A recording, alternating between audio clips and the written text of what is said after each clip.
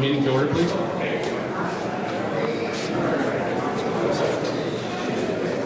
I'd like to ask Dave Roddy, Navy veteran, to lead us in the Pledge of Allegiance, please.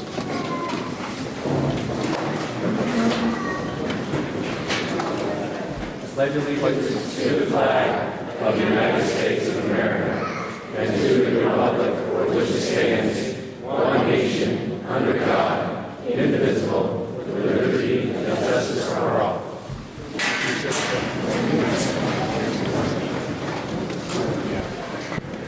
Can we please have a moment of silence for all of our fellow Highgate residents we lost in the past year, please, and for all those that sacrificed for us every day.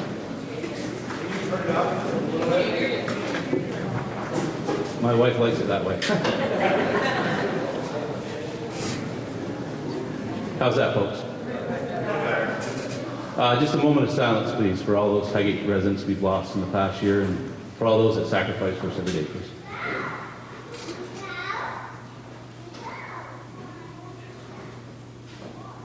Thank you. Just a few announcements before we get started. The Highgate Volunteer Fire Department will be having lunch here, $7 per person, shepherd's pie, a roll, cake, and a drink. This year, we're going to allow 3 questions per voter per article, if we have no objections. Okay. If you're not a registered Highgate voter, same-day voter registration is available at check-in in the table in the back. Please make sure you are a registered voter as soon as possible prior to any paper ballots being called for, as there will be no voter registration taking place in the middle of a paper ballot. Please, let's keep it clean. Many articles are very personal, folks. Let's just be respectful to each other, and no personal attacks will be allowed on any individuals. If that happens, I'll call you out of order. If it happens more than twice, we'll have to ask you to leave. I don't suspect that's going to be an issue. I just like to get that up front. There's no campaigning of any kind inside the polling place allowed. That includes any kind of materials of any kind or clothing. This year's town report dedication is to Marie, Mary, and Riala Rush. And for that, I have Sharon. Good morning. We'd like to take this time to dedicate our town report to Rial and Marie Claire LaRush. They've done a lot for our town, everything from driving school bus for children for years and taking care of our children that way, to running the snack bar at the arena, providing, as Wendy says, those tasty, famous fries. We want to recognize his position in the town as a second-generation farmer, with his son Matt becoming the third generation. That's quite an accomplishment nowadays. We want to thank you for all the commitment you've made to our town. And I'll read the plaque. It says, Riel Joseph LaRush and Mary Claire Cecil Goodwin were married on May 2nd, 1964. They raised their 4 sons on the family farm on Durkee Road, which still remains in the family to this day. Their family has grown to include daughters-in-laws, grandchildren, and great-grandchildren that they all love very dearly. For over 30 years, Rial and Mary Claire safely transported Highgate students to and from school as bus drivers, and also for several years operated Memi and Pepe's snack bar at the Highgate Sports Arena. Their famous French fries and their delicious goodies have satisfied many a hearty appetite. When they were not transporting or feeding us, you may have seen them, one or both of them, involved with the Highgate Historical Society or at a local farmer's market. Their contributions are many and are deeply appreciated by us and all. Thank you very much. We appreciate you both for making Highgate an even better place to live, work, learn, and play. It's not a game of 500, but we hope you accept this plaque on our behalf.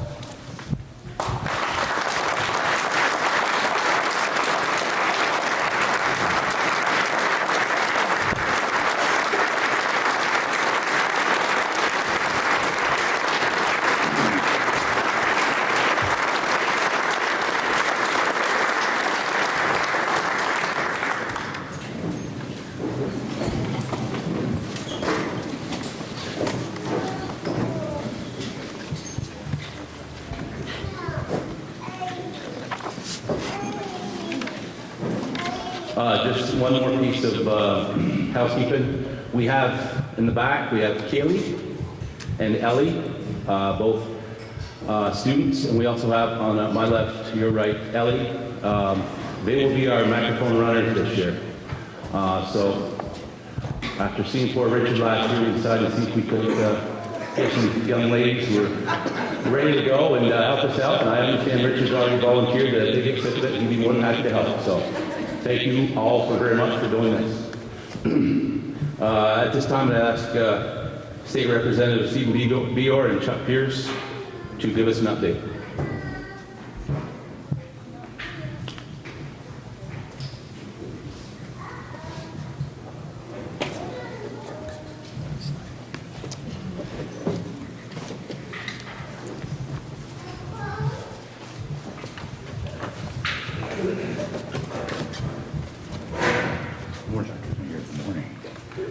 Morning. I have to say Chuck isn't going to be able to be here today. He's not doing too well. So I'm going to try to fill in for him as best I can, and I can't tell you a whole lot about Chuck's portion of this. I can tell you that there was a special education bill that was passed. That's in the Senate, so I don't know what's going to happen to that. The education funding bill has been in Ways and Means. It'll be in Education Committee this coming week, and then it'll go to appropriations. So that's an ever-changing bill too. Who knows what that's going to turn out to be. As far as I'm concerned, we've had a bill that we passed out of our committee. I'm not sure how this is going to end up either. That's the Waters in Crisis bill. But there's a lot of misunderstanding about the Water in Crisis bill. The funding, it's going to be I think it's a better situation. I know a lot of the agriculture is a little upset because they're saying we're taking some of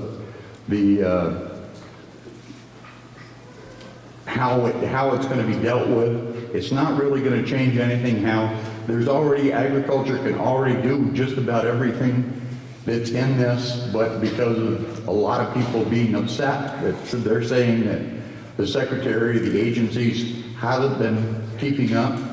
What it'll do is it'll transfer the overseer, I guess you might say, of the whole area. If anything, a lake or pond has been,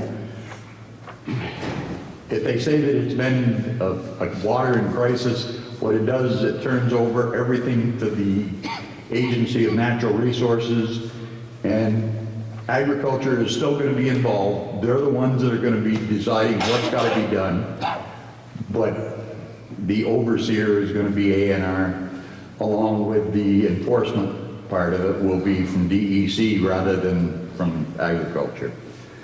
Of course, I'm sure that everybody here is going to be asking about the gun laws.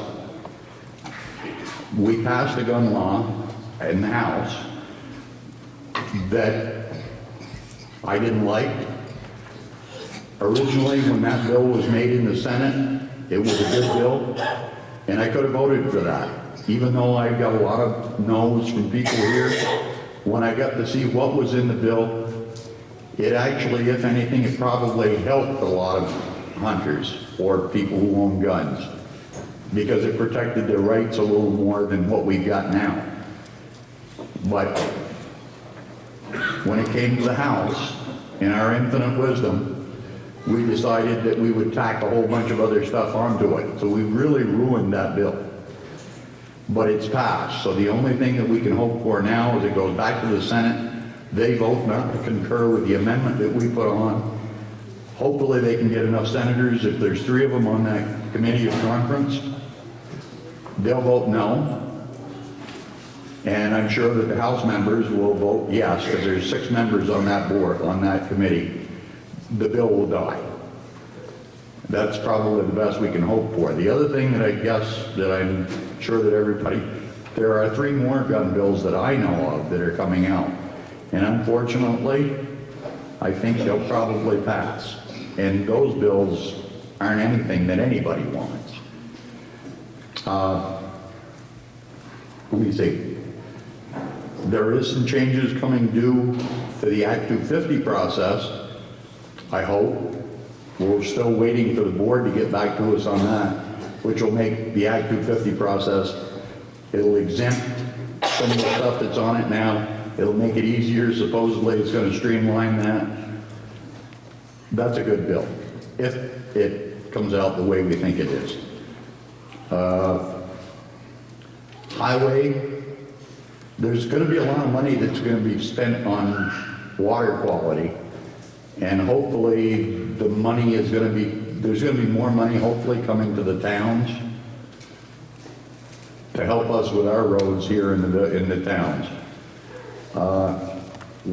There's not much else I can tell you, and I'll be around. So if you guys need ask any questions, I'll be here to answer questions. I have to go to Franklin, but I will be back. So thank you for your support in the past, and I hope to serve you at least through this session as well as I possibly can. Thank you.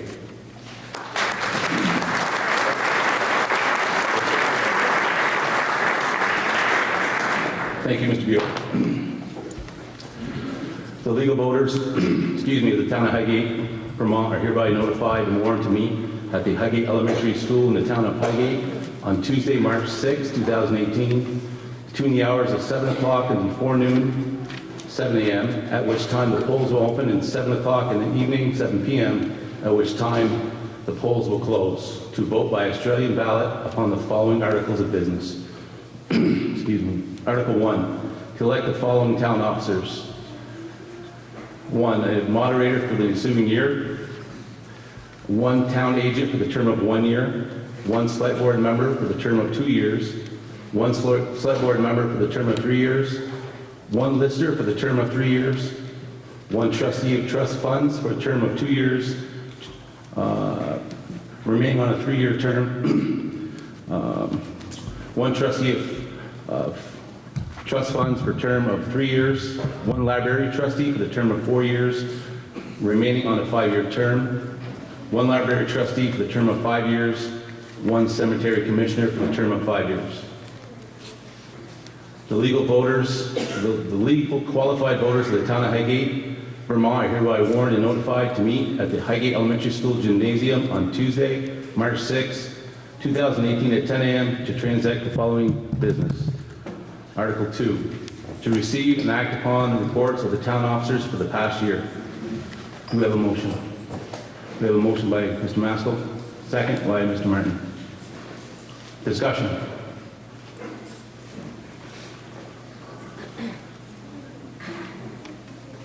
No questions, folks?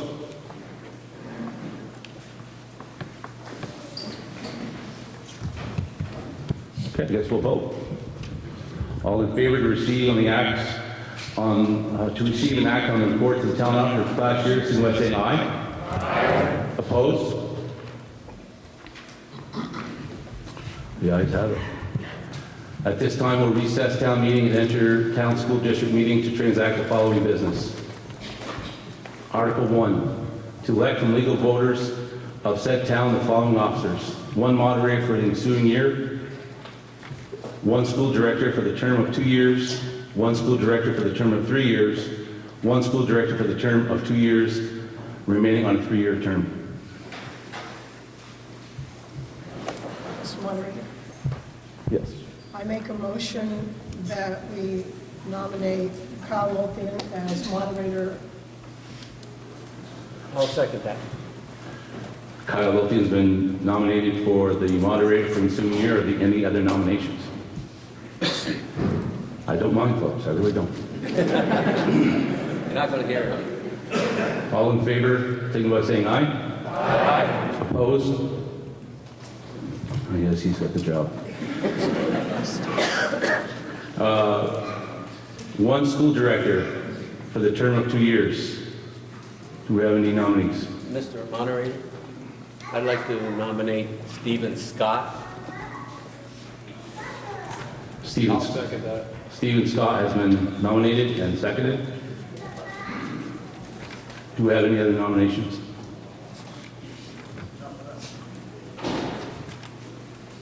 All in favor of Stephen Scott for school director for the term of 2 years, signify by saying aye.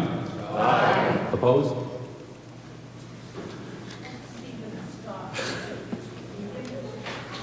Is Stephen Scott in the house, please? Yes, he is. Welcome aboard, Mr. Scott. He's been on the board before. He'll be a good man. Can we know what spots are being replaced? Who's getting done before we make a motion on someone? I guess that would be fine if we have 3 people getting done, Maybe.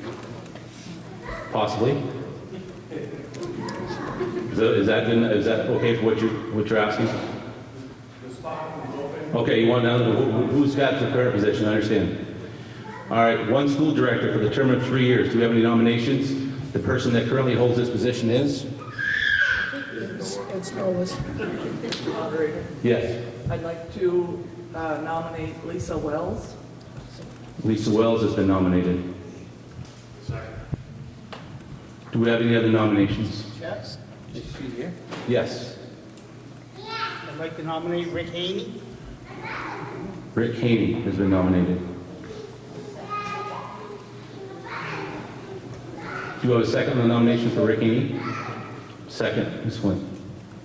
Moderator, before we vote, can we meet these people? How do you stand up? I think that would, do we have any other nominations? At this time, would Lisa Wells or Rick Haney be willing to stand up and just introduce yourself, please? Give him a little background. Can we give them a mic, please? Go time, girls. Good morning, everybody. My background, I have about a dozen years experience as a school board director. I spent about, my last stint was 2 years on the NBE board representing Highgate. Prior to that, I was chair of school board in Bolton at the Smiley Elementary School. I sat on the Vermont School Board Association. I did 3 terms there. I chaired policy committees. I have been a negotiator 3 times with teacher contracts. I have a plethora of experience. Thank you. Is Rick, is he available? In the back, please. Yep. Hi, everybody. I retired 20 years ago from fireman, and I've been working my present job, which I'm a manager of a traffic control company. So I take care of all the equipment, message boards, and that. I've never been into politics much, but I'm from the old school, and I believe we're spending way too much money. And if we keep spending money the way we're spending, there isn't going to be no bit left in this state. Because I know I ain't enough to retire on. Thank you, sir.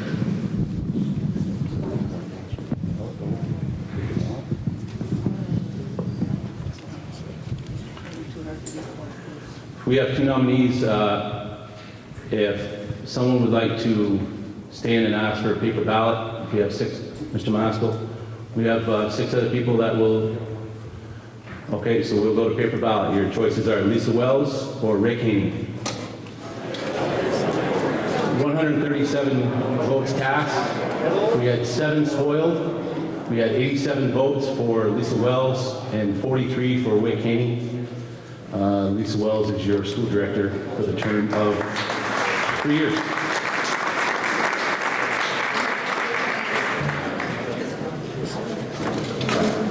Number 4, 1 school director for the term of 2 years, remaining on a 3-year term.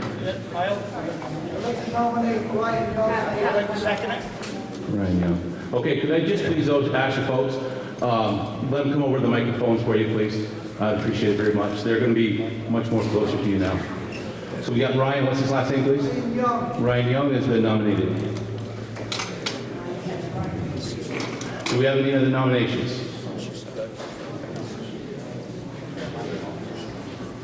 Is he here?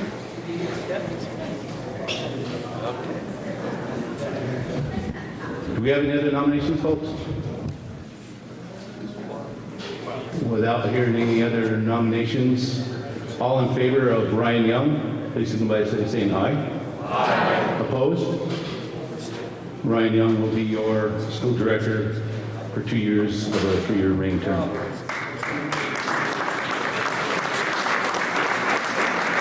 Article 2, to act upon the reports of the school directors. We have a motion, please. Moved by Scott Martin, seconded by Zeb Maskell. Discussion?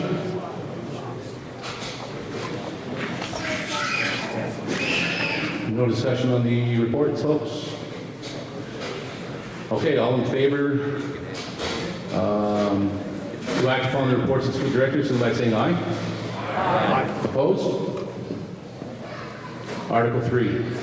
Will the voters of the Town of Highgate School District authorize the school directors to borrow money in anticipation of taxes? Someone have a motion. Appreciates. We have a second.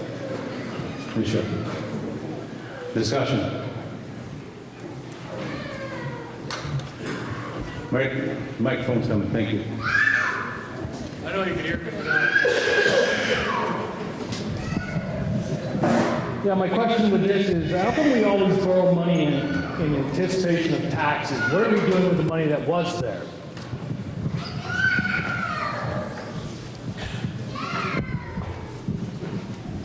We'll look forward.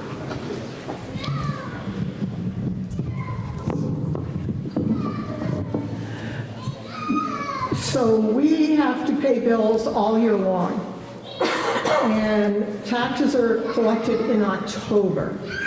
Our fiscal year goes from July 1 to June 30. So starting our new school year in July, with money that we're going to collect in October, it would be nice if we had megabucks and that we could just continue to use that, but we don't. So there needs to be a supply of money. We do our best to not have to use that money, and our business managers do an excellent job of surveying banks to get the best interest rate that's possible. Does that answer your question? Yes. Thank you. We have any other questions?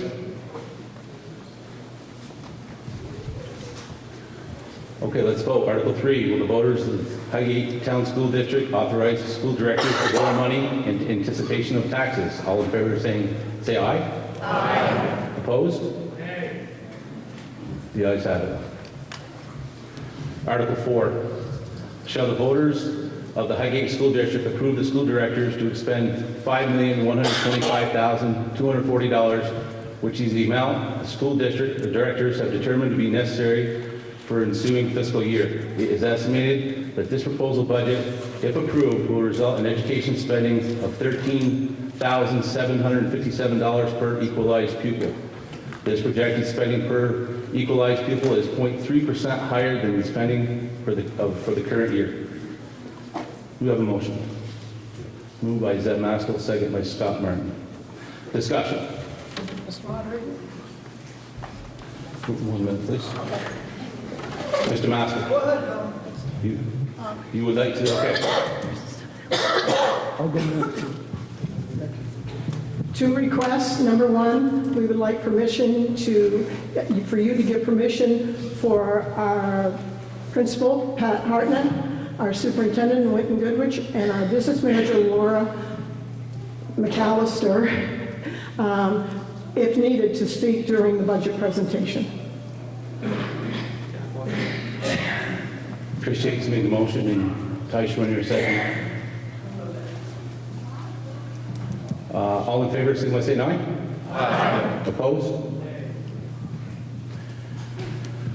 Questions? Mr. Maskell. I'm not sure who I need to ask this question to. I've asked it in the past, and the school board says they can't talk about it. There was supposed to be something in one of the articles about it, and I'm referring to supervisory union budget. It's confusing to read this thing. There's like 3 or 4 different lines that say Highgate's portion, and then we don't know how much of Municipal's is Highgate's portion. But I'm just going to be perfectly honest with you folks. I see a pattern over the years of the supervisory union getting more and more responsibilities and taking more and more responsibilities from our local people and more money from our local people. This budget has gone crazy as far as supervisory union is concerned, and I'm concerned, and we have no voice, we have no vote over it. We can get you the answer to that question right now. Ms. Gill. We do have a presentation today on the supervisory union budget, so maybe some of your questions will be answered during that presentation. And I think maybe we'll start that now, unless there's something else. If that's all right with everybody, and you will be able to ask questions, absolutely then. Yes, sir. Phil. Okay, on the budget, it says it's increased by 0.37. Could you tell me where that breakdown is and where the increase is? Would like to take that from Mr. Word. There's a 0.37 increase, and we'd like to know where that is. Thank you. So in addition to having a presentation on the SU budget, we also had that in our presentation on the school budget. Why is it lower on paper than it is here?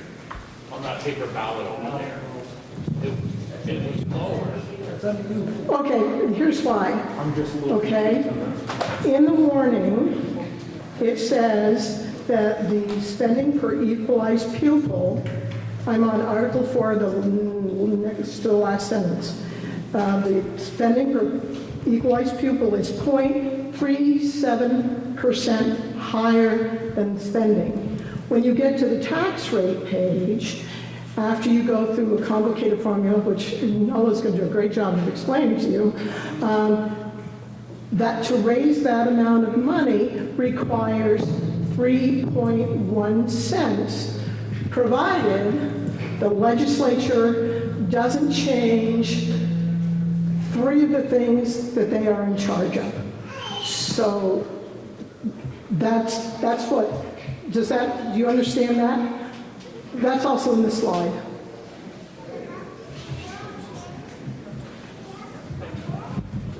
All right, I have a caveat to my other question is, okay, you're going to give us a breakdown on the PowerPoint presentation on the article that we were talking about, Article 4. You're going to tell us where the spending is. So that seems to me that you're putting the cart before the horse. So you want us to vote on something, then show us what we're voting on after. Why don't we do that prior to this?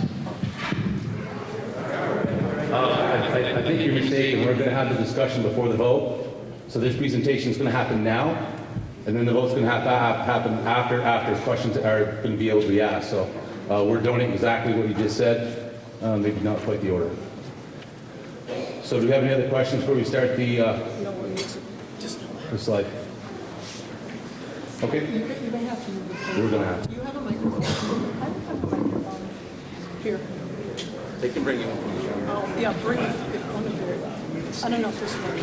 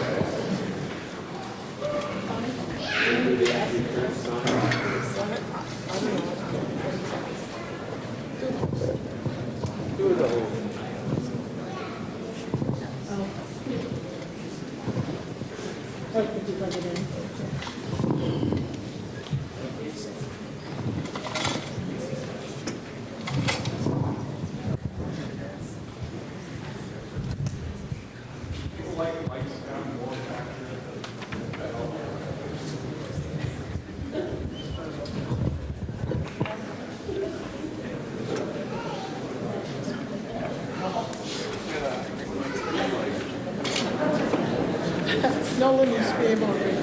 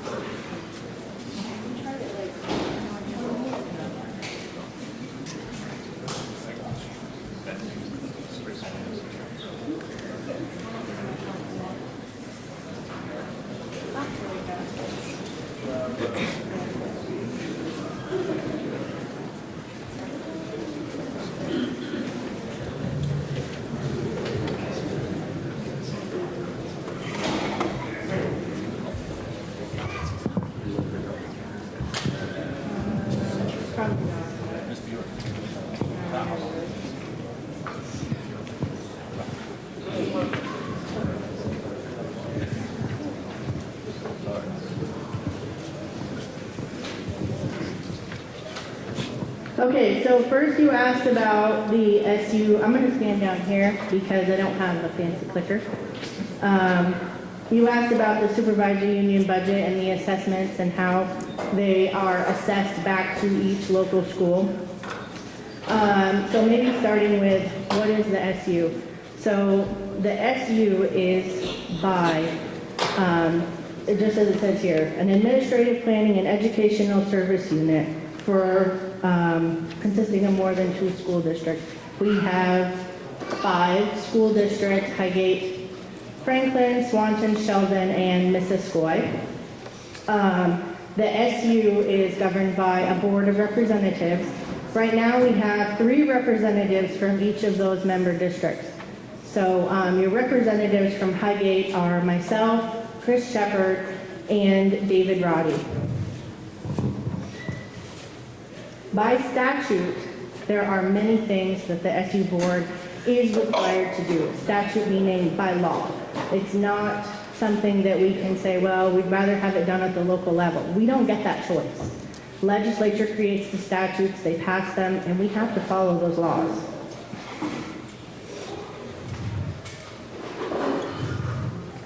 In the supervisory union, in your books, you are probably looking at 3 different budgets. There is the central office budget, the early childhood program, and the special education budget. Obviously, central office budget needs to be in the central office. Early childhood program and special education. In the last few years, the legislature and the federal government have said that the budget and the record keeping will all be done at the SU level. Again, statute, not something we have control over.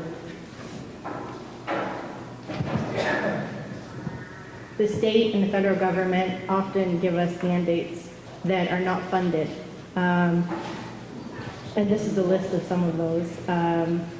The Affordable Care Act, transportation. Transportation is really the bus contract. So they said that, the state said that all transportation contracts will be negotiated from the SU level. So for us, they've actually given us an exemption in that they usually require districts to get just one busing company to cover all of the transportation needs for the district. Because we've always had 2 companies, and with our 2 companies, there is a significant cost savings to having those 2 companies.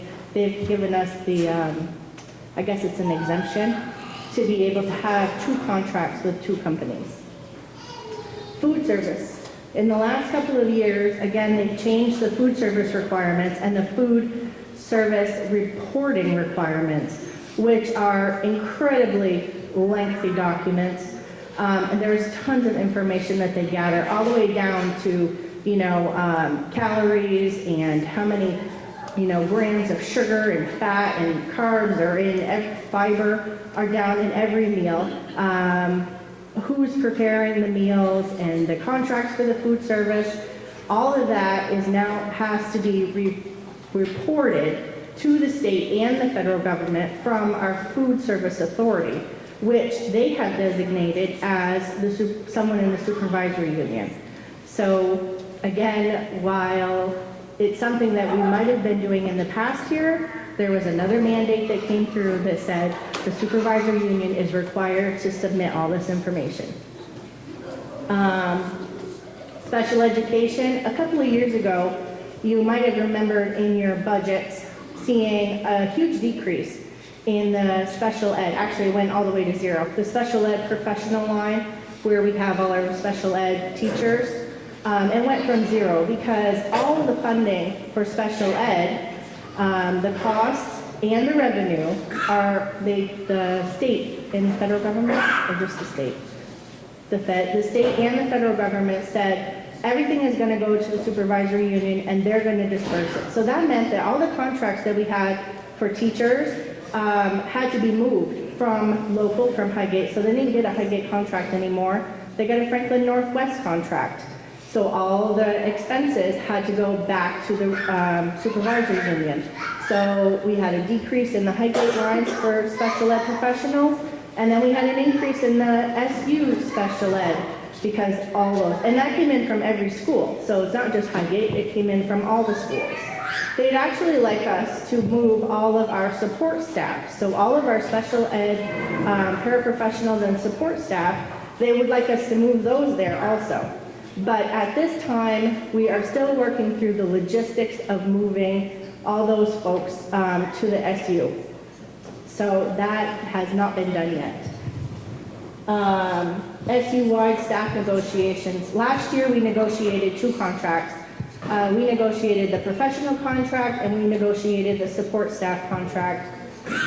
Both of those were completed. I looked at this morning, they were signed in early August, both of them. We had to do those on an SU level as well. That meant getting, representatives on negotiation teams from all the different schools together to meet and negotiate those contracts.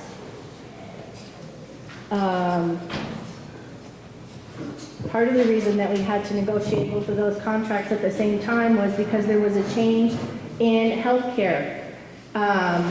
The healthcare plans that we had they were just expiring or end of lifing. And a new plan came out. Well, I say plan, it wasn't really one plan, it was, I don't know, like 26 or some odd plan, 32 plans.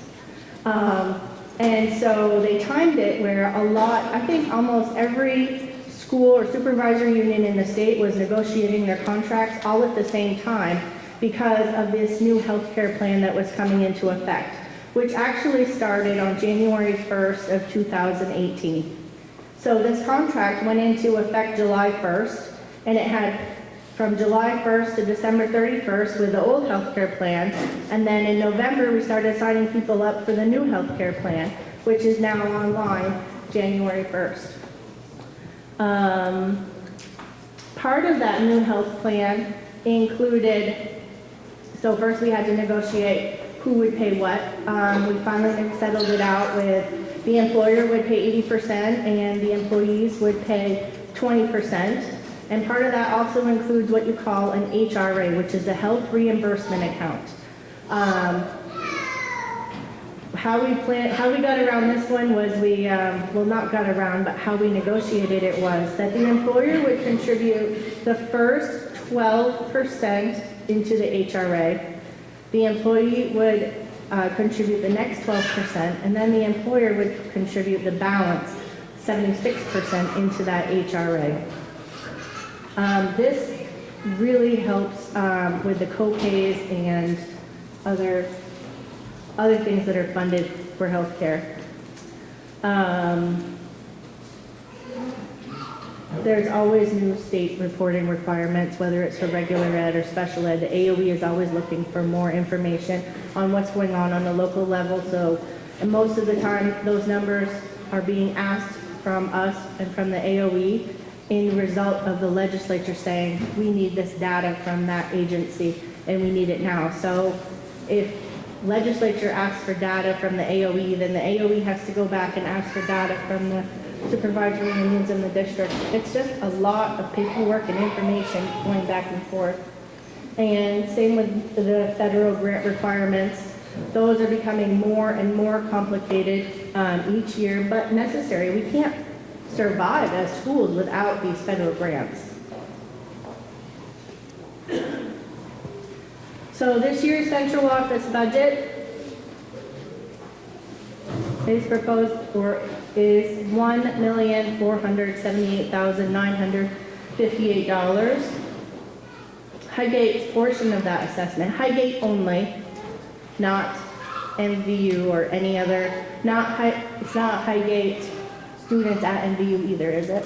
No. So if you have Highgate students at MVU, MVU is assessed, and the Highgate portion is in the MVU budget. Is 15% of that, $199,367. And you can see what's included in that budget: superintendent, curriculum director, grant coordination, technology, human resources, business management, bookkeeping, and data support.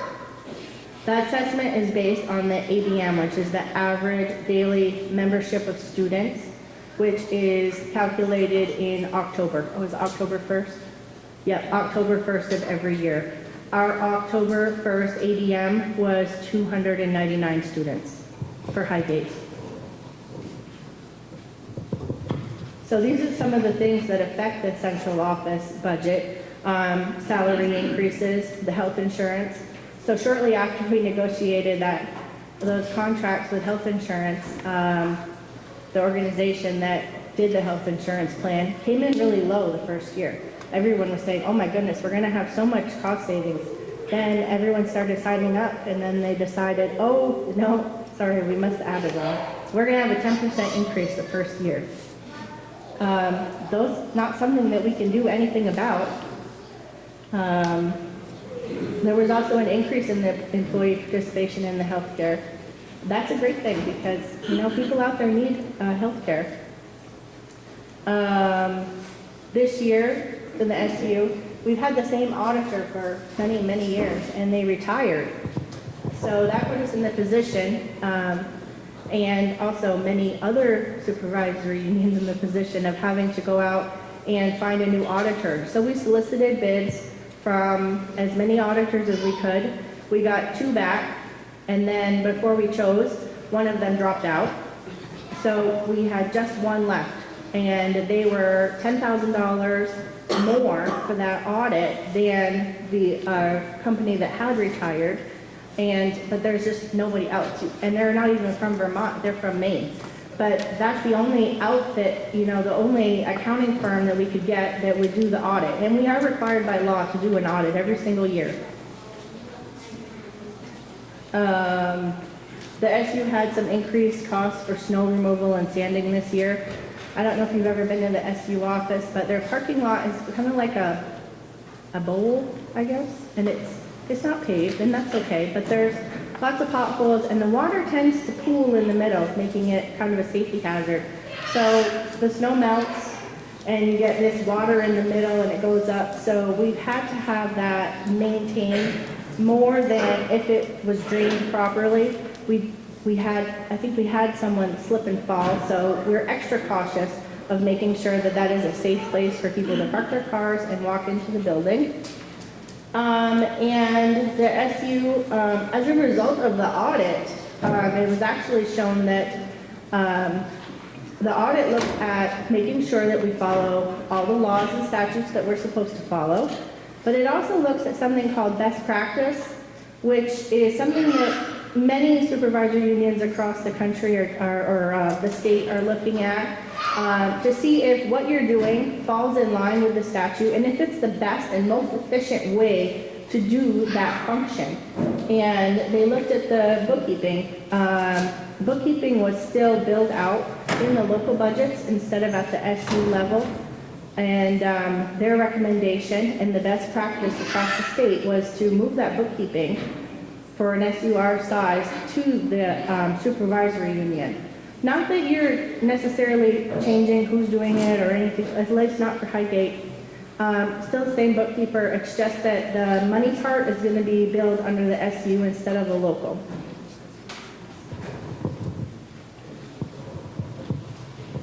So they also have to keep track of the early childhood program.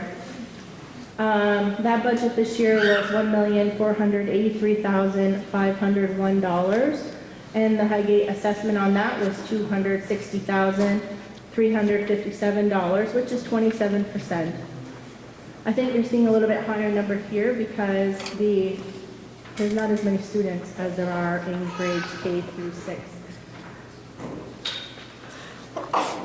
So that covers the administration, the clerical, the preschool teachers, the paras, speech, special ed. Again, changes that affected this were the salary negotiations from negotiating the professional contract. Again, the health insurance increase of 10.1%. The paraprofessionals, there was an increase in salary there also. And in the early childhood program, there is a voucher portion of it that says if parents have their children enrolled in a daycare or a early childhood program that qualifies, meaning that they have someone who the instructor or the daycare provider meets all these requirements, that the school is required to reimburse that daycare provider $3,200 if that child goes to the private program versus coming to our program here at the school. That's something beyond our control. The special ed budget. Special ed budget for this year was $530,219. Highgate's portion of that was $32,078, 13% of it. This is the admin portion of the special ed budget. So you're just talking your directors, clerical support, the curriculum, and any OT services.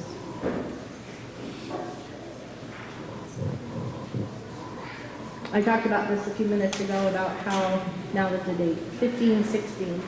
School year 15-16 was when the special ed costs had to be transferred over to the supervisory union. I think we talked about all this already.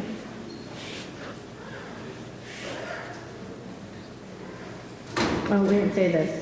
So the state does reimburse us for special ed costs, 56% up to $50,000 annually. So if your special ed costs per student are less than $50,000 a year, then they reimburse us 56%.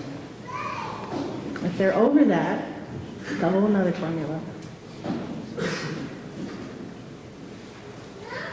Okay, so this school-based special ed budget, this includes all the professional staff, which is the biggest portion and cost in special ed, that along with tuition. So the total special ed budget, $5,709,197. Highgate's portion of that was $623,588. This is all the teachers, psychologists, speech therapists, like I said, tuition. Sometimes there's students that go to other schools other than ours. Tuition for those, very expensive. Transportation to and from those schools. Okay. Any questions on the SU budget?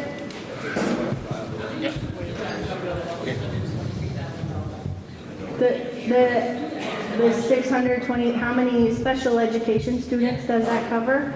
For the SU, it's 381. For the supervisory union, it's 381. For Highgate, I'm going to say is it 60? No, it's not, because that doesn't include the speech. 60? So we have 44 kids with IEPs. We have 44 students with IEPs. We have 50 children who are receiving speech and language services. And I think those are the major ones, so that's 94 students. And then we have some who are in out-of-district placements as well.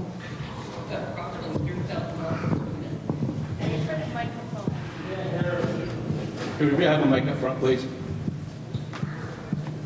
I've got the microphone. 1 second, sir. Oh.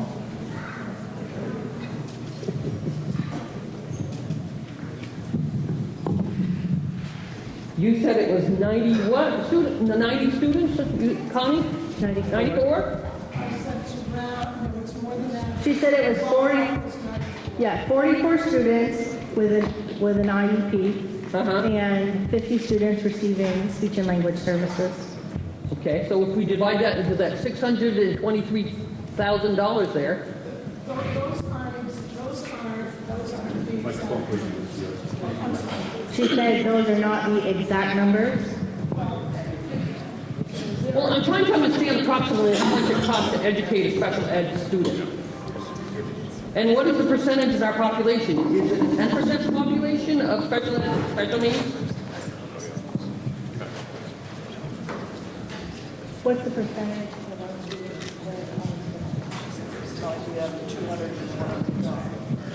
Around 15%. So, 15%. 15% are on IEPs, yeah. See, the reason it's not exact is that some of those students that take the speech and language could also have IEPs. So saying you have 44 kids with IEPs and 50 kids taking speech and language, there could be some overlap there. Well, how do you qualify these children for that? Because different areas of the country, I know how they qualify, and it's to get more people so they can get more federal money, and then they throw it onto the towns, and then the towns become responsible. It's actually, I think it's a really complicated process to have your child qualified to have an IEP. There are 3 gateways that the child has to meet. And then the parents aren't doing anything to, the parents of the school don't do anything to say, oh, well, we want to increase. That's not the way it goes. The child is evaluated and looked at to meet 3 specific gateways of learning. If they do not 3 gateways, and people aren't understanding what your gateways are.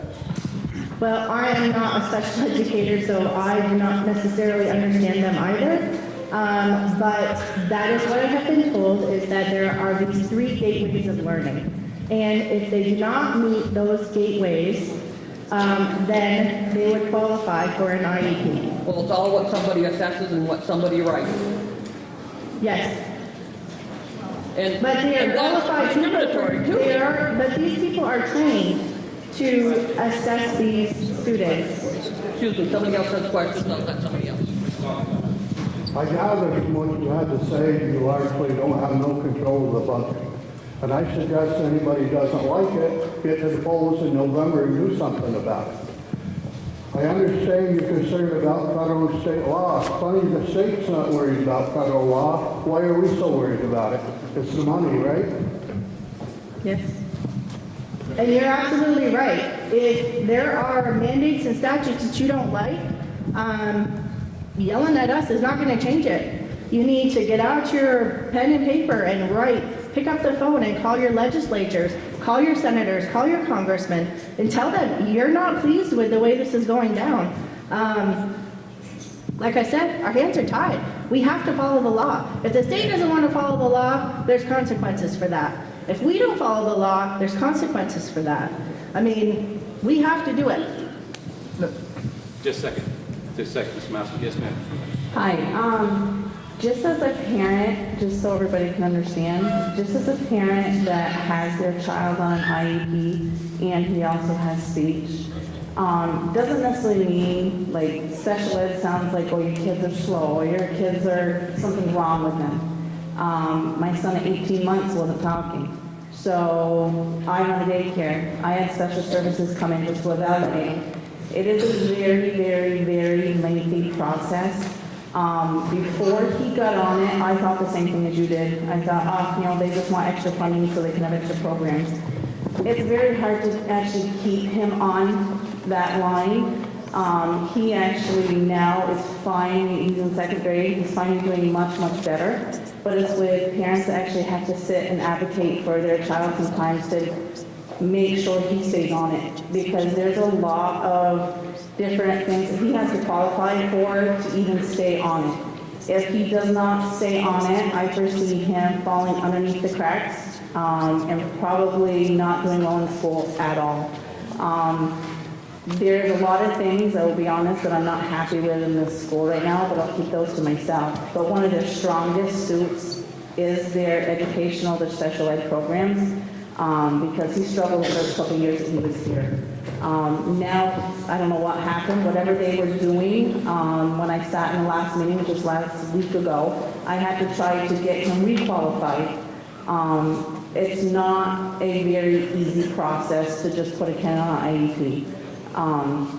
That's just my opinion. You know, maybe it would be good sometime to, you know, lay it out for people that don't understand. I necessarily don't believe with some of the high taxes that are going on and how the state does it. I run a registered daycare. I'm not happy with a lot of the new regulations and rules that they have because they are combining, they're trying to get the schools to combine with the daycares. And that's where some of the funding, if you have special people come in and have preschool programs going on, it takes away from my income. I don't like the idea that the schools are forced to do that as well. I think you said it was like 30-some-odd thousand or whatever. Or 200. Yeah. That you have to pay into daycare to have somebody go in, which I'm more than capable of, you know, teaching my students in daycare. But when it comes to the special ed part, I don't have that. So I'm just letting you know there is a very lengthy process to get put on the IEP. That's just my opinion as a parent. Thank you. Mr. Matt. I won't use names, I'll just use the board, okay? This whole process that was just explained to us, and I appreciate that we're seeing some, because we haven't seen anything in a long time with this kind of breakdown. My question is, we have people asking questions here all the time about how much is Highgate's portion. Well, you've got this portion and this portion and this portion, and you add it up to this portion, and we can't include Municipal because we can't discuss Municipal's budget here at this meeting because they have their own thing. Why can't we get together, because Highgate has representatives on the Franklin Northwest Supervisory Union, and we come to the town of Highgate with a firm figure that it costs the taxpayers of Highgate for supervisory union. Why can't we do that as a school board, bring this to the town? So we know not only Highgate, but you've got to figure in the Siskoy's portion, Highgate pays a portion of that. It's very unclear what Highgate taxpayers are responsible for as far as the supervisory union is concerned, without reading 15 books and going to 10 meetings and whatnot. It's ridiculous. I think we should bring it all right here and put it on the table. We talk about transparency all the time. Let's be transparent.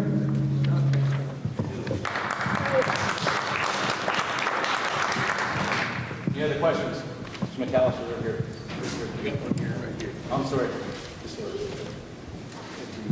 I'm looking at page 81, and it's the Act 46 School Board Merger Study Committee report, and it's saying that they had a study and all the towns didn't want to merge, it looks like. And then the last paragraph, it says that they're waiting to hear whether the State Board of Education decides to merge our school boards together or allow the Franklin Northwest Supervisory Union to complete implementation of our enhanced alternative governance structure. So it looks like whatever we're going through right now, it's going to get way a lot worse if we're having one school board. We don't actually know what will happen with the AOE. No, I know, it's a and our Act report. 46 AGS. When it was submitted to the state, the Act 46 committee actually was invited to go down, and they met with the Secretary of Education and I think a couple other people. They had 30 minutes to quickly explain a very lengthy report and explain why they felt, why the study found that it would be in Franklin Northwest's best interest to stay separate. But they also found in this study there were ways to make improvements, and so they explained all those ways as well. Now, it's in the AOE's hands, the Agency of Education, to determine what they're going to do with Franklin Northwest, and I believe they have until November.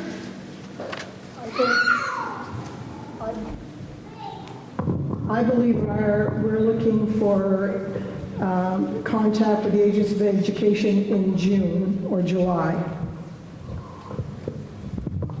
So in June or July, they will give us hopefully an answer that says, yes, we approve your alternate governance structure, or no, we don't. And if they don't, we are not sure what will happen, because the study, when they did the study, it was focused on staying separate. So if they say, no, we do not approve it, it's a new ballgame. Well, I hope so. Hope it doesn't become one board, because we'll really lose control then. Well, honestly, back to Mr. Maskell's question, if the AGS were not approved and the AOE said you had to merge, you would be at least 3 schools, Highgate, Swanton, and Franklin, because they all have the same grade structure. Sheldon having a different grade structure, kind of on the fringe of that. And Missisquoi, you would all come together. Every budget would be put together. You would have all your supervisory union budgets. You'd have your Highgate, Swanton, and Franklin budget. They'd all be one. You would be voting Australian ballot on a $45 million budget today. So, there's ways around it. So let's hope that the AOE goes with the committee's suggestion, because the committee spent an incredible amount of time. I think they were met for a year and a half, twice a month. And those meetings weren't half-hour meetings, they were multi-hour meetings. And then outside the meetings, there was data gathering. I mean, every member was gathering data to put into this report. So I truly hope that, the AOE approves the AGS, but there's a possibility they will not. Mr. McAllister. My question is, we keep seeing, and in your presentation, you kept saying best practices, and we got to move this to the supervisory union for best practices, and who's determining the best practices, number one. And number two is, over the last 5 or 6 years, I've seen so many things move from our school board, local school boards, to the supervisory one.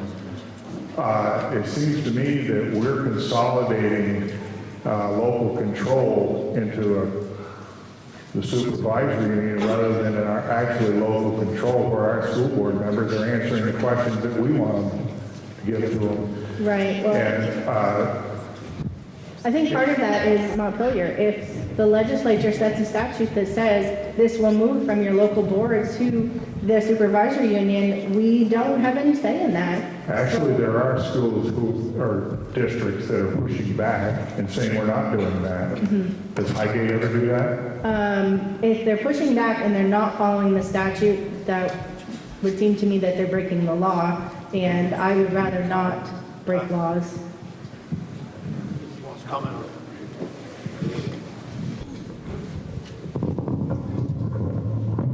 So, the select board, part of our duties is to follow the money. And in doing that, we questioned the same thing that Mr. Maskell did, was whether or not we could vote on supervisory union budget, or at least have it presented to us. We've had a legal opinion. In the state statutes, it does not allow us to or not to vote on the supervisory union budget. That question is now being taken up on this very day in the town of Franklin, who has put it through their select board and their school board to be an article on their town meeting. What becomes of that vote probably will determine what happens for all supervisory unions. But that process has begun, and people are asking questions. Why can't we have transparency? We need to, as a town, push back as well. I agree with Mr. McAllister that we deserve answers. That's a big chunk of our money. We just want to know where it goes. I would actually disagree with that statement. I feel like you do have a say in the supervisory union budget, Every year, you elect school board directors. That school board chooses representation on the supervisory union. This year, you had great representation. You had Chris and you had David. And I was there too. I was actually the chair of the supervisory union board. So I feel like Highgate was pretty well represented. To say that you have no say is not any truer than to say you have no say in every law that's passed in Montpelier. A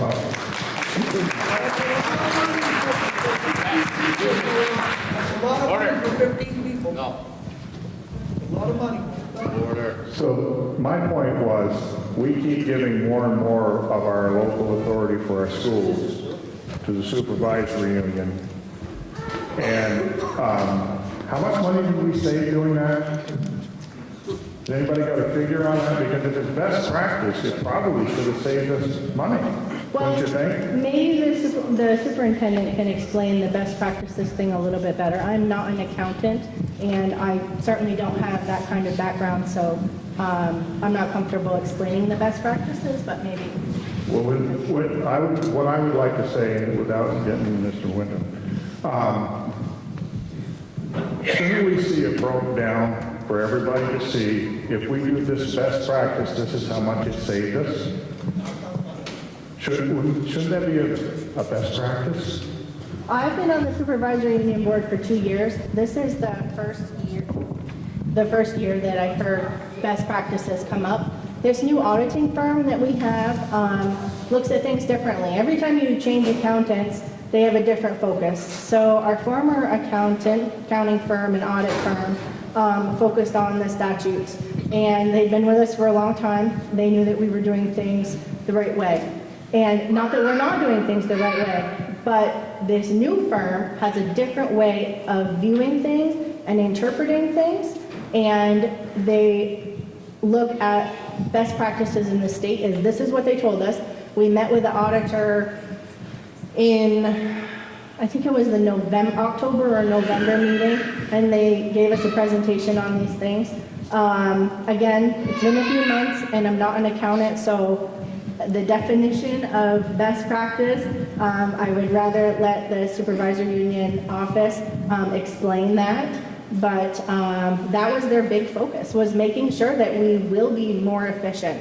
So I'm not sure that it was anything that was calculated before or even looked at.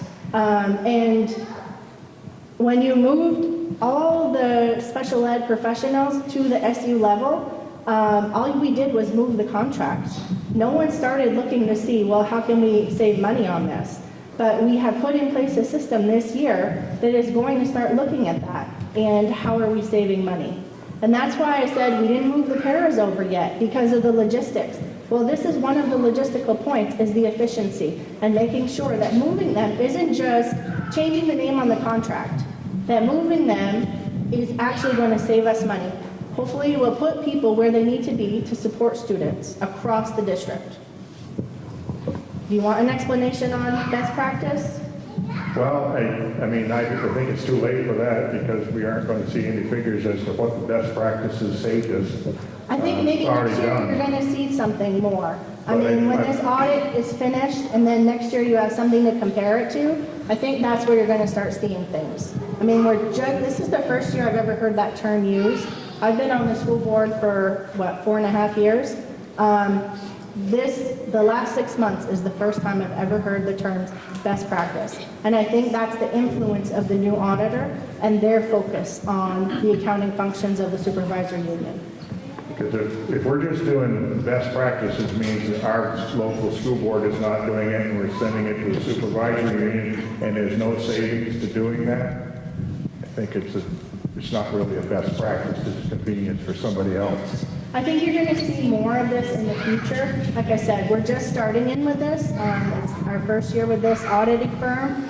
So I'm going to look for more next year. I mean, I'm going to be sitting out there with you next year, so I hope that I hear more about this. And if I want to know more about it, I will attend some meetings and read some minutes and ask questions if I have questions. So hopefully next year we see more about this savings related to best practices. Do you have any other questions? Question. So I just want you to remember, best practice is normally a recommendation. It's not a requirement. That's true. My second point is, if this budget is voted down this year, today, will they go back, is the SU numbers hard numbers, or are we going to go back to the SU and say, hey, our budget got voted down, we need you to trim up some too, so we don't just take away from our students at the local board? If the taxpayers vote down the Highgate Elementary School budget today, you are only voting down the local budget. The supervisory union budget will not change with a no vote today. So if you cut it, you're cutting from activities and funding that happens here in the school. So how do we get that SU budget to change?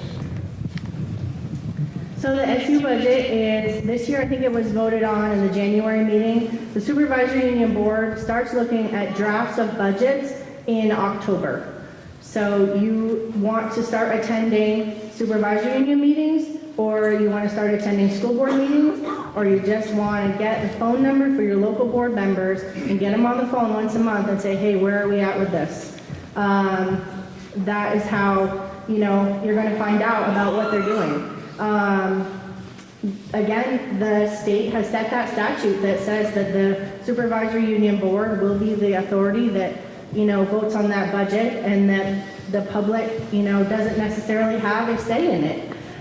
Maybe next year will change. I have no idea, She says that, depending on what happens in Franklin, it'll change. Who knows? I have no idea what the future holds. But if you're interested in having more of a voice in the supervisory union budget, that's what I would suggest, would be to start going to meetings or keep your school board members on speed dial. No one can speak about Franklin. Yes, sir. About best practice. Hello, my name is John Patton. I have a question on one of the bullet items on your presentation. You said it says there was a 56% reimbursement by the federal government? Is it 56%? State through. Yes. State and federal. State and federal. Yeah. My question is, where does that end up? Where does it go? So the state and the federal government, all the revenue is funded straight to the supervisory union, which is another reason why special ed is at the SU level. So of the $623,000 that we said is the Highgate portion of the special ed fund, that did not include revenue. So if we take out the revenue, which is $370,622, that left your net after revenue for special ed for Highgate at $252,968. So for the person who was asking about how many students we have, if you had a number of students, you would divide it by the $252,968. About the assessment. I would just like to add that special ed is budgeted and expensed to the same way that it would be at the local level for Highgate. So Highgate only incurs the cost that it normally would incur if special ed costs were paid locally, and all the revenue that is reimbursed at 56.5% or higher comes directly to Highgate. Some assessments don't work that way. They're not based on actual use, but the special ed assessment is. So only Highgate special ed costs are the burden of the Highgate taxpayers, and all the revenue that is earned because of those costs is reimbursed directly to Highgate. Thanks, Laura. Thank you. We're going to this gentleman and then Henry Emble after that, please.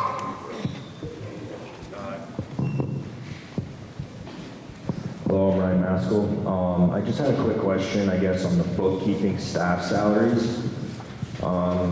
Wondering why there's almost a $200,000 increase in salaries for bookkeeping staff under the supervisory union central office budget. Okay, one of the auditors' best practices suggested, actually, was it a best practice or a statute that said we had to move the book?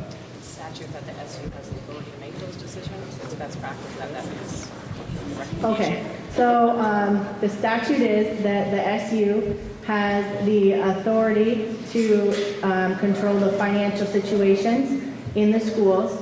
And the best practice is, and this is across the state, that the bookkeeping services for those local schools be moved to the SU. So while you're looking at a $200,000 increase in the SU line, we should be seeing a decrease in the local level, is that right? All the local, but so if you look at the bookkeeping line in Highgate, you should see a reduction in numbers there, and that's because those funds were all moved to the SU level. So SU is really high, but that's 4-5 schools all coming together. So our portion of that was only $14,000. I believe that was the bookkeeping in Highgate. I think you might actually notice that it said 35,000. Okay. That had an increase this year because of some changes in the contracts. So we had to, Highgate had been getting a kind of a sweet deal with the bookkeeping services. So this year that situation was corrected, and so you notice a big increase in our line for bookkeeping. So we had to make that change. And I guess my last question is going back to Act 46. Yeah. What is it under right now again? I'm sorry, what? Who's reviewing it? What's the name of that board? The Agency of Education, which is Secretary Rebecca Holcomb. Okay, so was there a date that was missed to submit our, So there proposal? was, yes, there was, there was a date that had been determined as like December 26th, and our report was filed December 27th. However, since then, and even then, the Agency of Education, while they will make the disclaimer that the legislature did not give them the authority to make any extensions, they are encouraging districts who are submitting proposals for AGS or merger that should they need to make updates before the agency has an opportunity to meet with them or review with them, that they're still open to those. So yes, we missed that date. It didn't affect anything. We still were able, the committee was still able to meet with the AOE. They had their half hour, and now it's still going to be going under review. Actually, after we filed it, even since then, I think, have we refiled it once or twice? Once more. We added some more information to that AOE, to that AGS, I mean. So it's like a living document. You're going to keep adding to it. You're going to keep modifying it until it's just the right fit for us. So, yep, we missed the date. Do we feel that it's going to affect the outcome of the AGS? No. I think there's a lot bigger factors than missing one date that could change the outcome of that AGS. Thank you, Noel. Mr. Rainville, number coming to Mrs. Bjork. So to recap, the best way for us to be able to have a say in our budgets is, one, to talk to our legislators as far as mandates. Would that be a true statement? Oh, there you are. And two, to talk to our SU board members fairly religiously if we want to have an effect on our budgets. Would those be? I think that when you elect school board members, that they do their very best to represent taxpayers, that they do their very best to make sure that all the interests of the school are met, particularly students. And if you want to know what that person is thinking and what they're experiencing, the best way to do that is through communication. So yeah, talk to them. You know, the minutes are published online. I think they're on websites. I'm not sure if the minutes are posted in the town office, but I believe the Highgate minutes are posted on the Highgate website. And I'm sure the supervisory union minutes are posted on their website. You could also call the supervisory union and say, can you email me a copy of the last minutes? I'm sure that the staff would be more than happy to do that. But yeah, basically, right, talk to your legislators. Talk to them about laws that they're going to put through and how does that affect our local schools. Unfunded mandates are very expensive.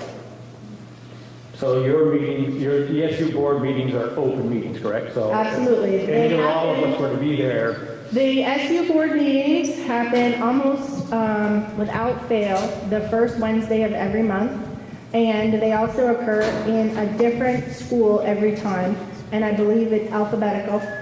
So this month is an exception because town meeting is today. The supervisory union the board should be meeting tomorrow. However, none of the member schools are going to have time to get together and reorganize by tomorrow night. So that meeting was postponed until the 21st of March, and it is here in Highgate, and it is at 6:30 p.m. Highgate's school board meetings happen the second Thursday of every month, with the exception of July. I don't believe we meet in July on that Thursday. The supervisory union does not meet in July. We don't meet in July. Do we meet in June? No. So no June, no July, but we meet in August. Sometimes. So one last question is, as a board, as a school board, what's your take on Australian ballot for all your parts of the budget? For Highgate or for supervisory union? Well, not that you would have it for supervisory union. For Highgate. For Highgate?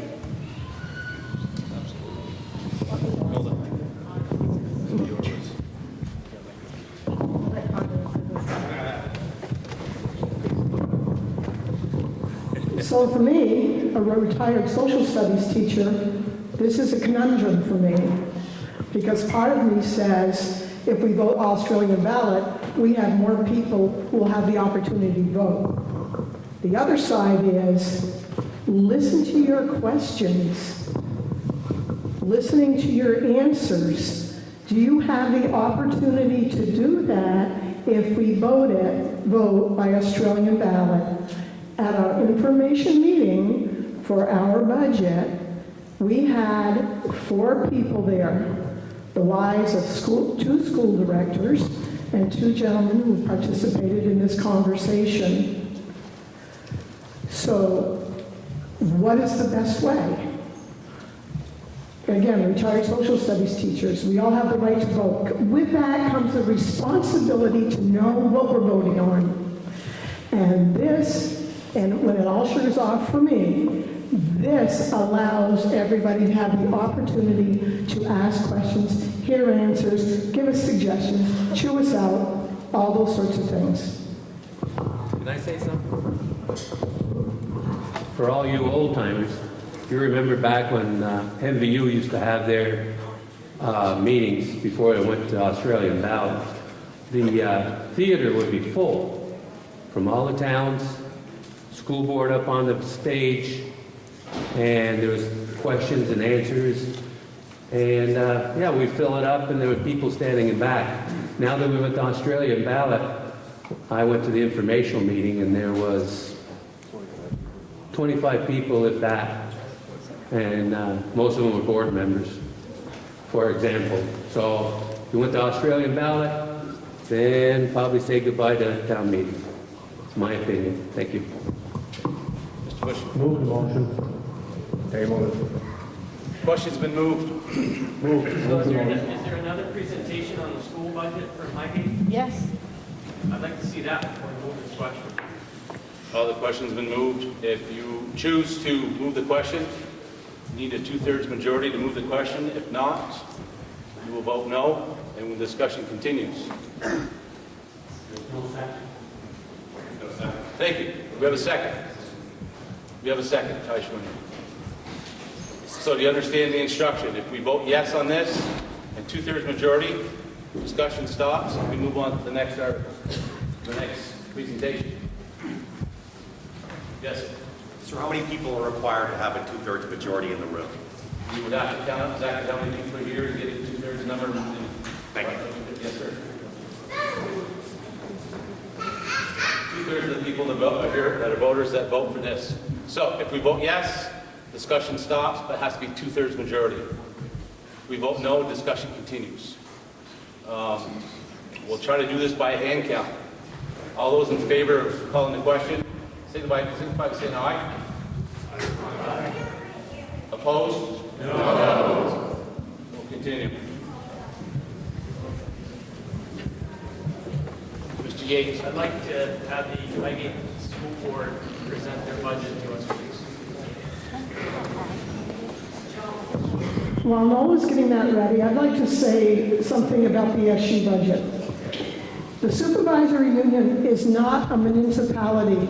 It has no ability to set and collect taxes. Number one. Number two, state and federal monies now, for the most part, aren't coming to local school districts. They're coming to the SUs. In the book, the central office budget begins on page 108. There is a breakdown.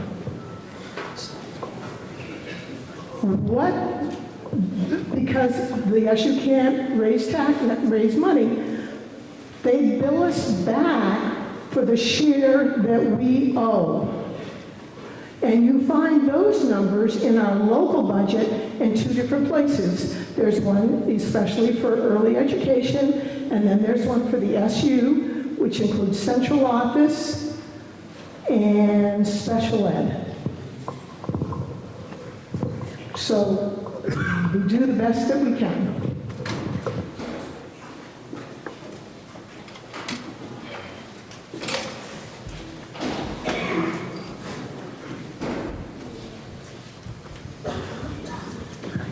Becky Johnson, just a comment on best practice. I'm not very knowledgeable about all of this, as I should be, but to me, best practice, the savings and the money is only one part of best practice, and I would hope the overall is the best practice is what's best for our students and community. So there you go. The board and administrators have worked diligently to present a budget that meets the needs of Highgate students at a reasonable cost to taxpayers. Don't forget, we're taxpayers too. Some of the things that we've been working on this year in Highgate, we actually continue to work on the Marzano instructional framework, which I am not an educator, so here's my layman's terms, which is, from what I've read, a method of teaching students. Maybe that's too simplified. I think it's way more involved than that. A little research showed me there's all kinds of dimensions and lots of things, but we have been working on that, or not we, the staff has been working on that, and I think it's an ongoing process. It's not something you just take one class and you got it. It's something that they continue to work on throughout the year. I don't know if last year was the first year or the year before, but it's a continuing program. Our response to intervention supports for learners. You may have heard the term MTSS, which is multi-tiered system of support. This multi-tiered system of support is not just for education and learning, it also includes some behavioral and social aspects. So all those things are considered for each individual student. Most of these tiers, it's like a triangle. Most kids, fit in the bottom section where they're supported in the classroom. There are a few that go beyond that and they're in the middle of the tier and they go and they get a little extra help in whatever they need that help in. And then the smallest percentage at the top is where they go and they get the most specialized support. Teacher, leader, support for colleagues. We call these instructional coaches. We have in-house, we have one for math and one for literacy. And they're very experienced teachers. And they're there to support the teachers. So if someone is having a hard time in their classroom, I don't know if they would say getting through to their kid, that's my parent talk, but they just can't get the concept, into the majority of the students. These coaches come in and maybe they teach they co-teach a lesson with them, or they say, well, I was watching and I wondered if you did this, or whatever that language looks like, but they support each other. They're there to bounce ideas off from so that our teachers have, the best support possible. Another thing that the staff has been working on are what they call professional learning communities. Some of these items are at a district level. Some they do every day. It's where groups of teachers get together and they talk about what they've been doing and what's working and, you know, maybe what's not working, where, you know, they have to make changes or where they're incredibly successful. Another thing that we started were restorative circles. We went through a culture audit 2 years ago now, and that culture audit found that we had some areas where we could, you know, improve some more. And restorative circles, I have a little definition of it here. Now, I'm not sure if this is how it applies in this school, but in the, you know, in the World Wide Web, it says, a restorative circle is a community process for supporting those in conflict. It brings together parties in a conflict and those who have acted and those directly impacted and the wider community with an intentional systemic context to dialogue as equals. I'm not sure if we're doing every part of that here. Restorative circles are something that's new. I think that they've only been working on these for the last 2 or 3 months. So this is another one that we want to keep an eye on. We want to follow up on next year to see if it improves culture in the school. Videotape supported supervision and evaluation. You might wonder what that is. But we're working on evaluating all of our staff in the school. And if you send an administrator into a classroom to evaluate a teacher, if the students aren't used to that administrator being in the classroom, they're probably going to wonder, oh my goodness, why is Mr. Hartnett in here? You know, what's he's watching us or something. It could be very distracted. So we have technology to thank for that. We have an item called a swivel. It's something that the professionals wear around their neck. And there is a little iPad on a stand, and it moves around. So they place that iPad in a place in the classroom where it's not in the way, but that the teacher is in full view of it all the time. So while they're walking around doing their lesson, the iPad is following them around like a video camera, but no extra people in the classroom, so it's less disruptive. After the fact, the teacher and the administrator... I'm sorry? You're just talking about this evaluation by video tape. Are you evaluating the teacher or are you evaluating the student? Oh, the teacher. Well, if the teacher knows it's on, she's going to be evaluating. She might be, yeah. But she can't control how the students are reacting to her. So that's where they review the footage, and then they can say, well, you know, while you were doing this lesson, maybe, you know, this group of kids over here wasn't really engaged. So maybe if you made a change here, or if you did this, or, you know, whatever. Excuse me, can we just please let her finish, and then by all means, I would like you to ask your question, but she can finish, please, and I don't mean to interrupt you. No, thank you. It's just a way that we think is the least intrusive way of evaluating teachers. And maybe it can be manipulated, and there's not much we can do about that. But it's a way of watching a teacher, you know, instructing students in her classroom. Para-educator training, this is something that is being developed on the in-service days. It's always good if the para-educators have an opportunity to learn something, you know, to have a presentation for them, I guess you would say, that focuses on what their responsibilities are to students. So how are we currently staffed? Well, right now we have 83.8 people in the building. This is full-time. 43.8 professionals, that's pre-K through 6. 8 support staff. Support staff is the office folks, fiscal services, custodians, technology, and our PBIS specialist. PBIS stands for Positive Behavior Intervention System. And our paraprofessional staff right now is at 32, which includes our paraprofessional staff and our behavior interventionists. So what have we done around the building this year? We took, in the 4th grade wing, which is this wing over here, you go down that hall, the first door on the right used to be an office. And if you went through this doorway, on the back side, there was another door, and that was another office. So that one classroom was split into 2 different offices. This year's 4th grade was 3 classrooms, and as that's the 4th grade wing, we felt it was appropriate that they were all together in the same space, since they rotate throughout the day for different classes. You know, one teaches math, one teaches writing, one teaches science? I think science.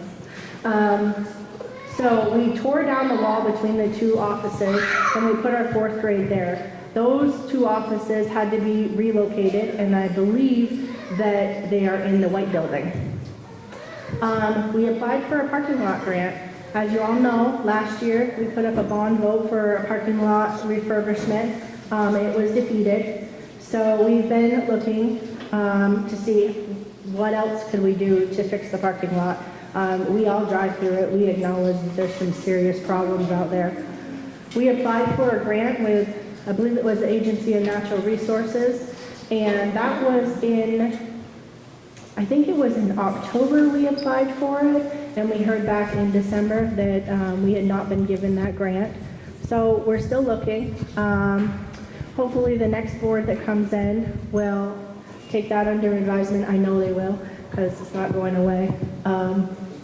We'll look into that again, maybe modifying the plan, the original plan that we brought to bond. I don't know, but that's certainly something that would be nice to get fixed.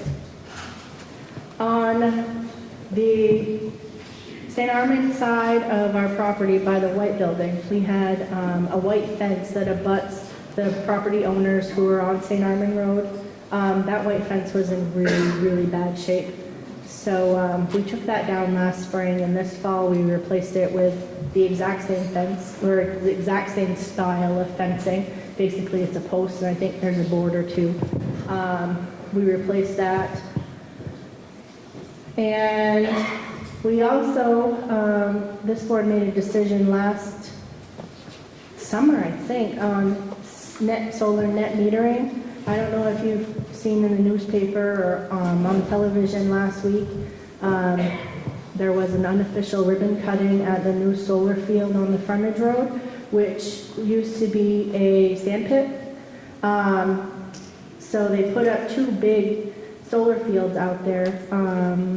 I think they are 50 kW? 500 kW, sorry, each. They're right next to each other. They put those in. They came online in December. And the way this works is if you were to look at, we purchased 20% of our power from that solar field. So that is a credit that goes on our electric bill. So if you were to look at our electric bill, you would see that there's the, you know, how much was charged. You would see a credit on the bill. The credit will be larger than our actual savings because we get another bill from a different company, which is the company that owns the fields, and they have a maintenance fee. So we're still saving our 20%. It's kind of a complicated way of doing it, but it's there. I think this is another point that you're going to want to check on in the future, like next town meeting. I would like to know how much has Highgate saved by being on that. And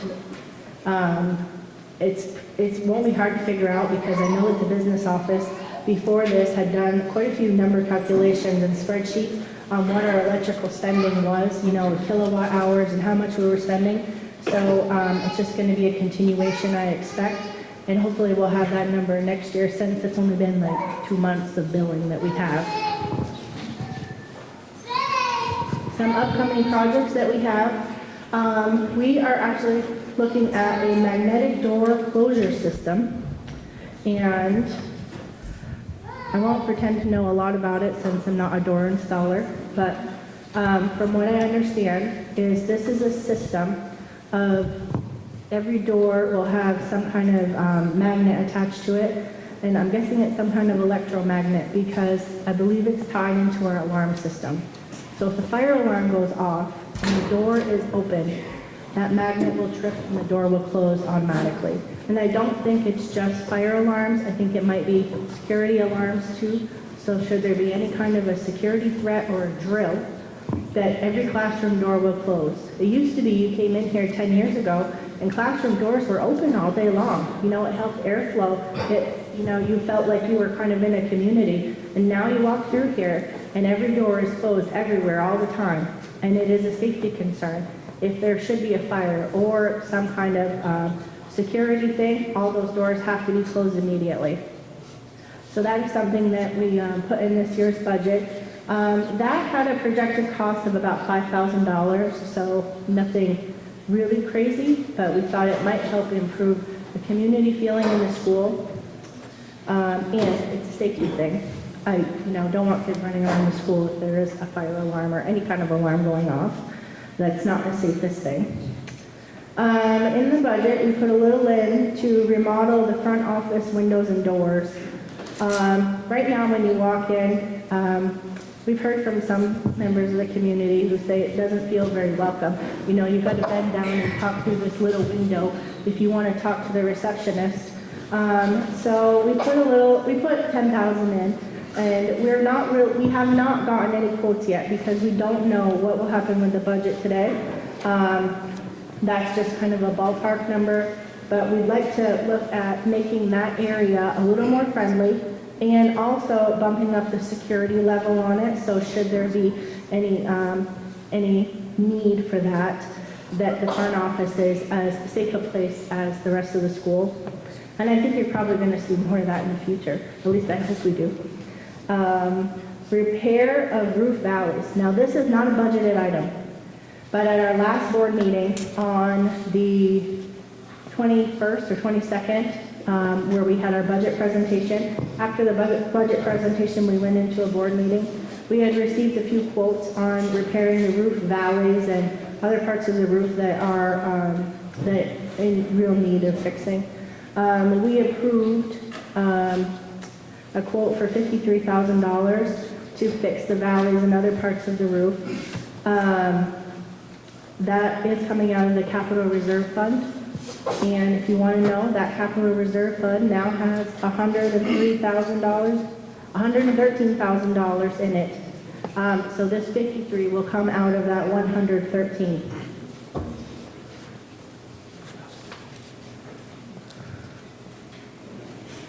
Okay, so our projected education spending, and this is kind of like an annual comparison. This number of $4,511,300 is a budget number after revenue. So if you were going to compare that to what was in the article in the warning, you'll notice there's a pretty big difference there, and that's why. So in your article, it's $5,200,000 and, I'm sorry, I can't remember.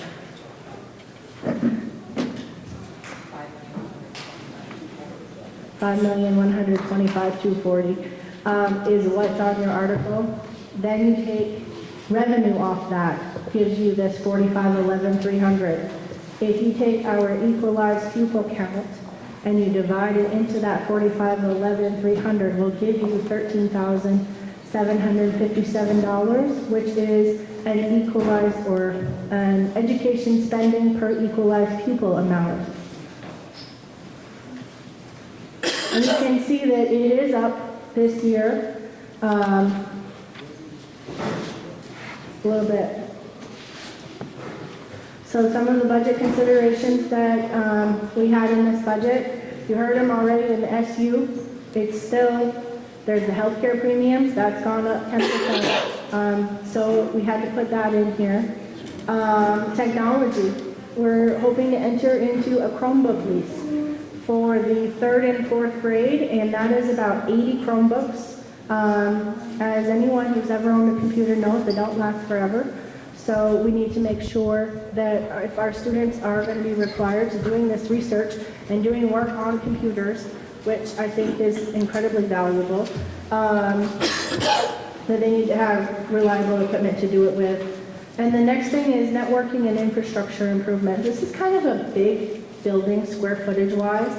And when you're talking networking and Wi-Fi, when you have your Wi-Fi or your modem in one place, it doesn't, and we have a lot of brick walls, so I don't know, my house isn't even brick, and I have a hard time getting from one end to the other, getting your Wi-Fi, right?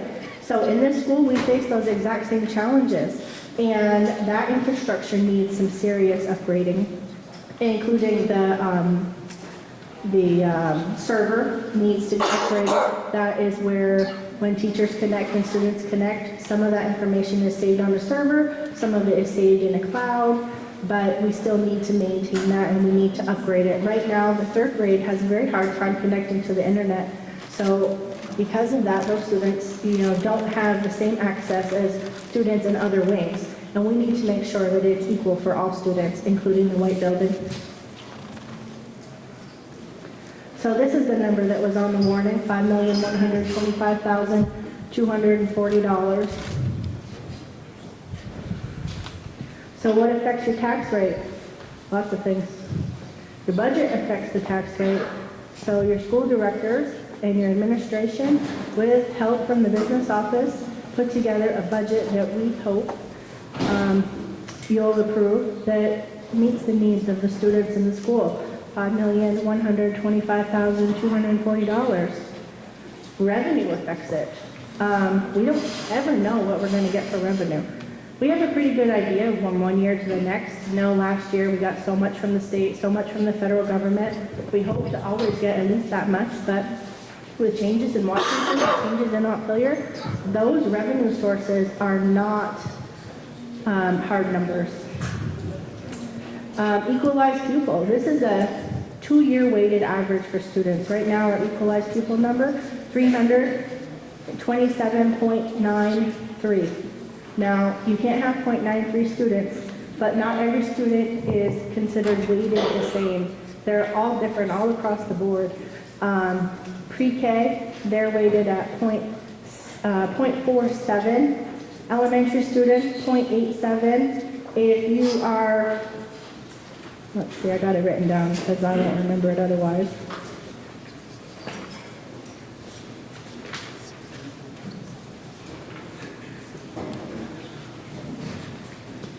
Oh, right here.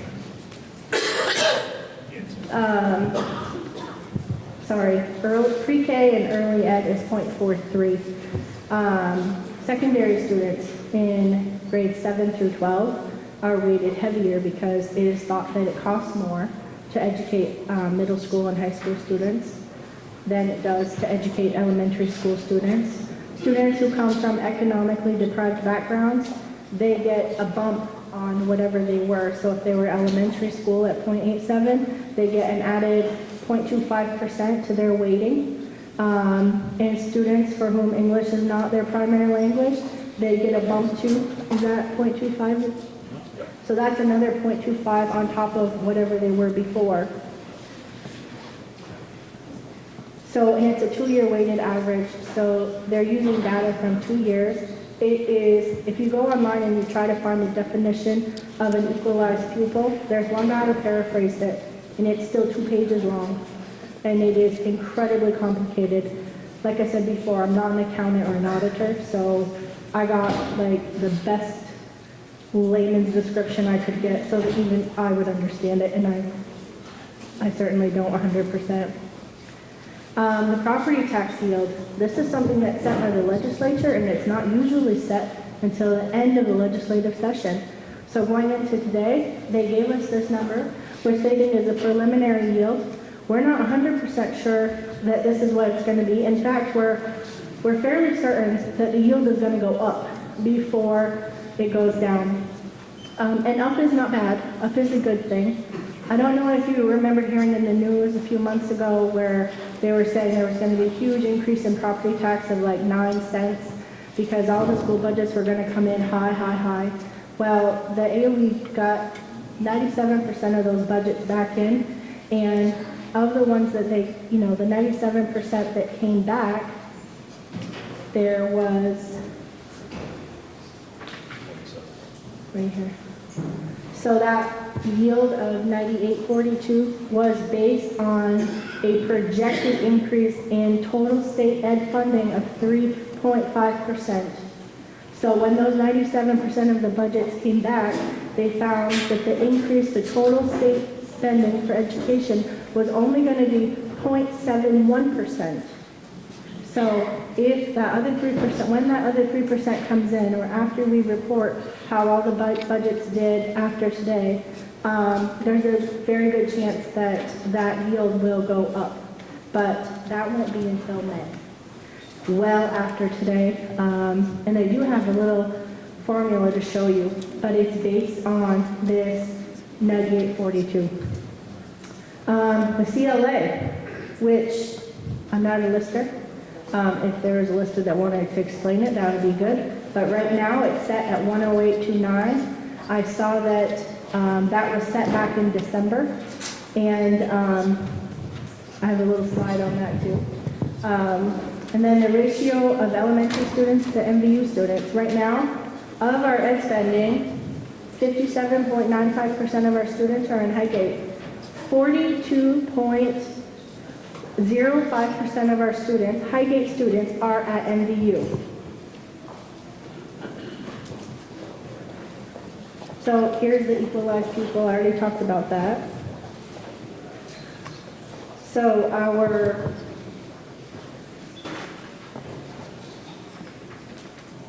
we sort of talked about this already, where it's, 45, 11, 300 is after the revenue is subtracted. You've got your equalized pupil at 327, which gives you your education spending per equalized pupil of 13,757, which you've seen in the warning. There should have been a page in your town report that included a spending comparison. Every year it's in there. It's actually a statute that the state has to provide it to the schools and supervisory union, and that it be put in the town report, but they didn't meet that statute this year and they didn't distribute it. But last year's came out, and this is kind of where we fare with, if you were going to compare us with other schools and other districts in the state. The budget per equalized pupil, so that's our equalized pupil spending amount out of 88 schools, and that is schools that belong to a union high school, which we do. For spending, we were 77th out of 88, lowest in spending. So number one being they spend the most per equalized pupil in the state. So we're pretty far down, actually really far down. Same with education spending per equalized pupil. Now this is a state ranking. So we're 216th out of 266. Again, we're at the bottom of the spending scale. There are, I don't know if you've ever gone on, there are districts out there that spend $24,000 per equalized pupil. So when I look at 13,000, I have mixed feelings. I'm like, man, those people are spending 24, and we're struggling and fighting to just spend the 13.7. I wish I could have more for our kids, but there's factors for theirs and there's factors for ours. So, the partial tax calculation. This is the formula I talked about. Every year there's always people wondering, well, how is this budget going to affect my tax rate? So I can't tell you exactly how it's going to affect your tax rate because there's still too many parts of the formula that are undetermined, including budget, including the yield, including MVU's budget, including the town's budget. But this is kind of what it comes down to. Our base tax rate is $1.40, and that is our yield at 98.42 divided by our equalized pupil amount of $13,757. If we take that $1.40 and we multiply it by the percentage of students that are Highgate students, which is 57.95%, and then we divide that number by the CLA, and then we multiply that number by a house value. So I threw in 200,000 If you were to copy this down, you could throw your own number in there. It was 200,000 divided by 100, would give you an education tax for Highgate Elementary of $1,498. Now, a lot of this is going to change, you know. I said that the yield is probably going to change. If the budgets are, total budgeted numbers change, this won't be relative anymore. You would have to make that adjustment. But if you want to know how this is going to affect your taxes, if you had a $200,000 house, that would be a rough estimation. Oh yeah, and that is prior to income sensitivity, which we didn't even talk about today, but honestly, I really know very little about income sensitivity with property taxes. I hope that happens. What's that? That's an increase for a lot of us. The income sensitivity? Yeah. I wish I knew more about it. I know that the threshold right now is $140,000, but I've also read a lot of articles where they're looking at changing education funding for next year. And should it change, you're probably going to see a totally different way of calculating. So maybe I just wasted 20 minutes explaining all this, but I had to explain it in the only legal way I know right now. I sort of hope that if they change the funding formula, that they, look it through very carefully. So there you go. That's the budget. Do we have any questions, folks? Just call me in the back. Yes, sir. I was afraid that would look like the Highgate population voters didn't want to fix the parking lot. And the real reason was it was a ridiculous quote for $300,000, which is something we could probably do locally for $300. That's an emergency situation. Forget the state of Vermont. Just put them out of your mind. Yes. See Sharon Bosquet or Andy King or somebody who knows something about this stuff, go out there and make a temporary fix so we don't get sued for $10 million. This isn't Albert Einstein theory or anything else, but do something right off the bat. The state don't like it, let them go public with it and see how that goes with them. Thank you. Do we have any other questions? Mr. Shadai, Mike's coming, sir.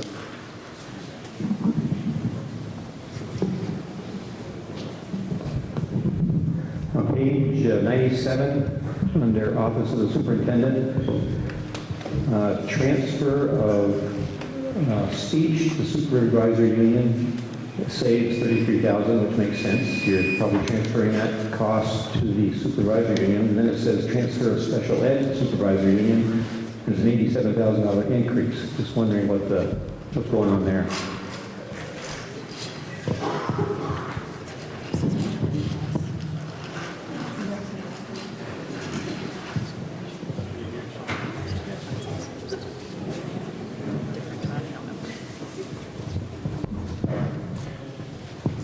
So is your question about the special ed or is it about the speech and language or both?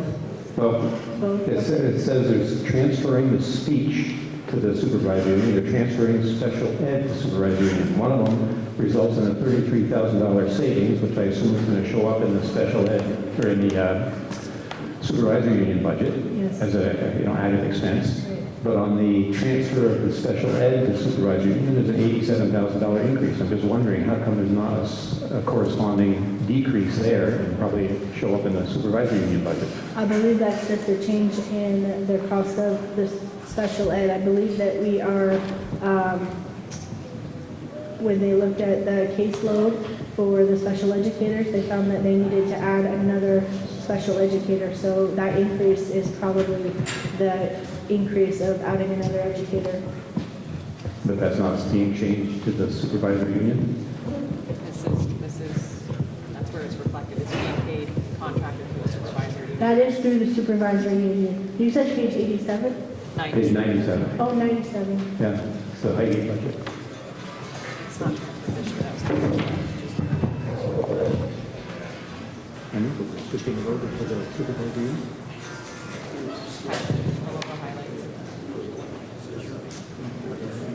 Below the highlight. You want to explain it? Maybe I...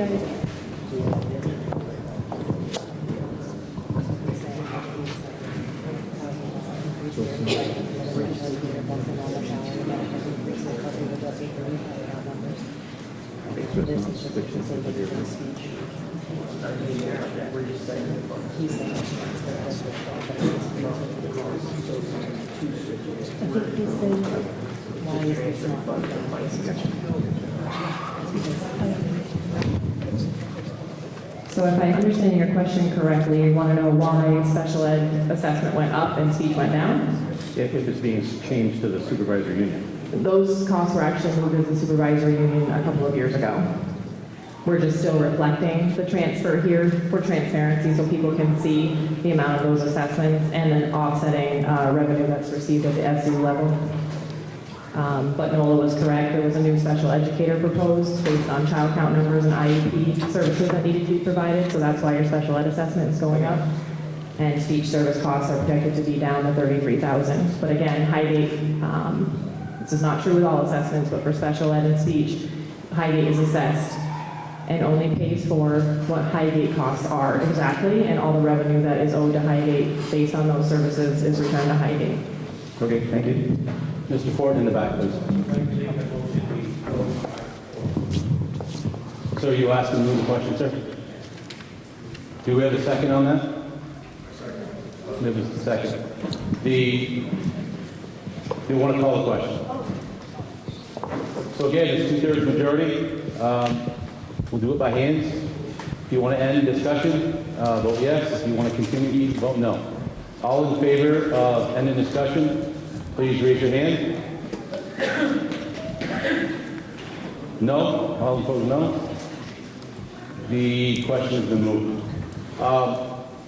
Having said that, without any desire of being tarred and feathered by the crowd, we are well into the 12 o'clock hour. I don't know if you would like to continue this and see it through, or if you would like to break for lunch and pick it up after lunch. What do we vote? Vote on the article? This is on the article. Do you want to see this through to the article? Paper ballot. Paper ballot. Paper ballot. Absolutely. Absolutely. Okay, we got the paper ballot. We're going to continue this until we see it through. You have 7 people. We got 7 people. Okay. Let me reread it, please. Shall the voters of the Highgate School District approve the school directors to expend $5,125,240, which is the amount the school directors have determined to be necessary for the ensuing fiscal year. It is estimated this proposed budget, if approved, will result in education spending of $13,757 per equalized pupil. This projected spending per equalized pupil is 0.37% higher than spending for the current year. 140 votes cast, 90 were yes, 48 no, and 2 spoiled. The budget passes.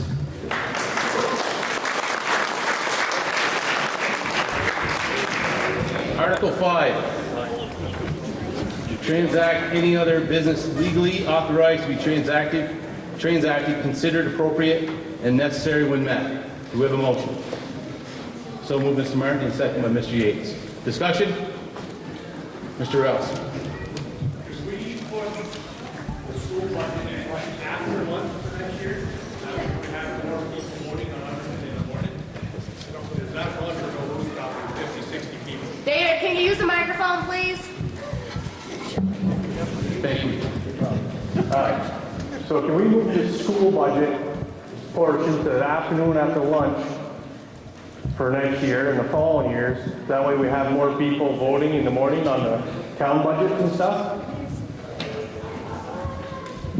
Because this seems to be long-winded every year and getting longer.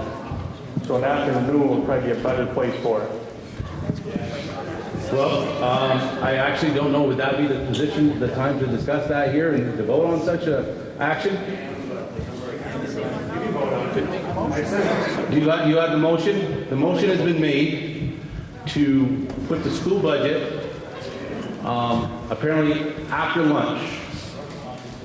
To put it after lunch, I guess transacted to pick it up after the lunch hour has been finished. Is that your motion? Yeah, have the town first and then have the school after. So you want to do the entire town first? Yep. And then when the entire town is done, then have the school do their proposal?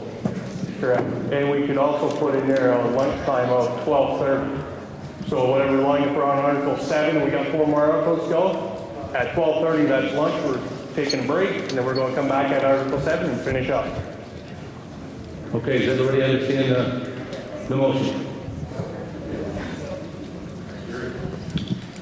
Well, I don't know, I'm trying to do it, I would think that this is either going to follow under Article 5 or it's going to follow under the last article of the day. Under transacting the other business legally authorized to be transacted. I would have to ask for some guidance from this because I'm not sure. Myself, I would think that would belong with the school. I think that would have to go under the school thing because it's school different. Yeah. School budget. That would be my understanding as well, but I'm not saying that because I know it for gospel.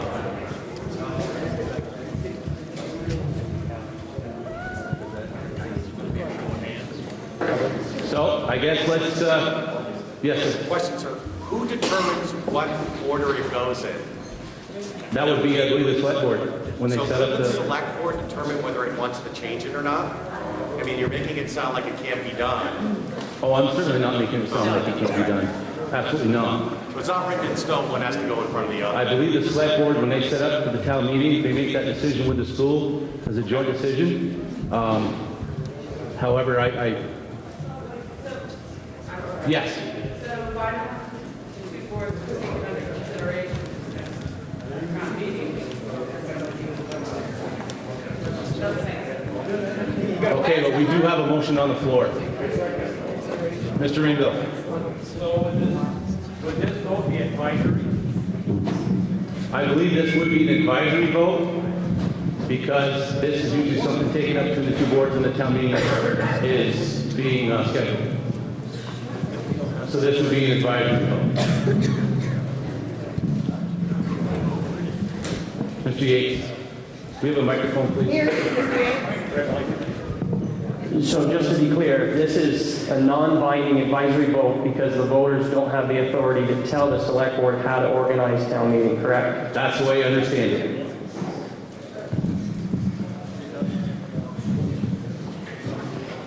Do I have to change that to an advisory motion?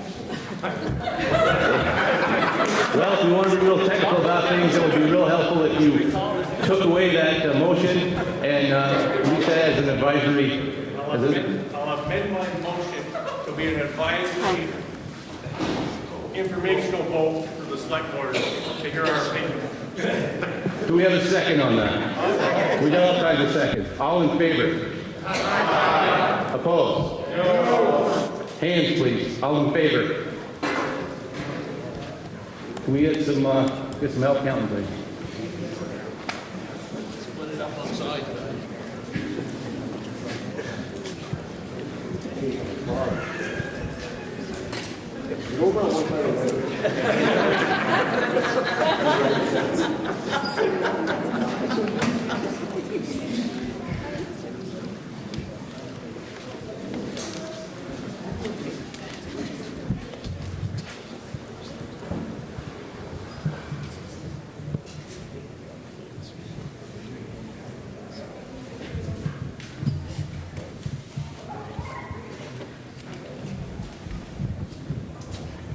I have 27. How many did you get?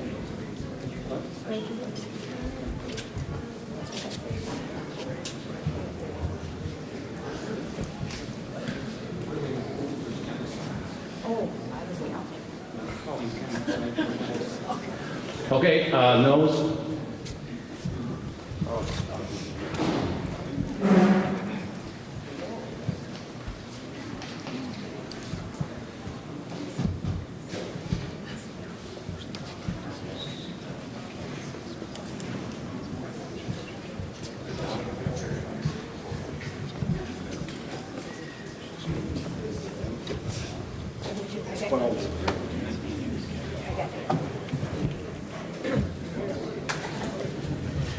Those in favor, 52, opposed, 31.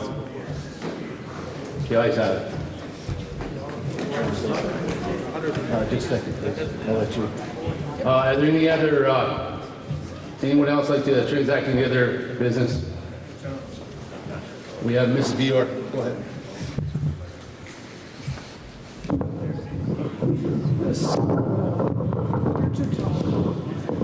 The school director's report didn't have enough room, so it's very important that we thank people.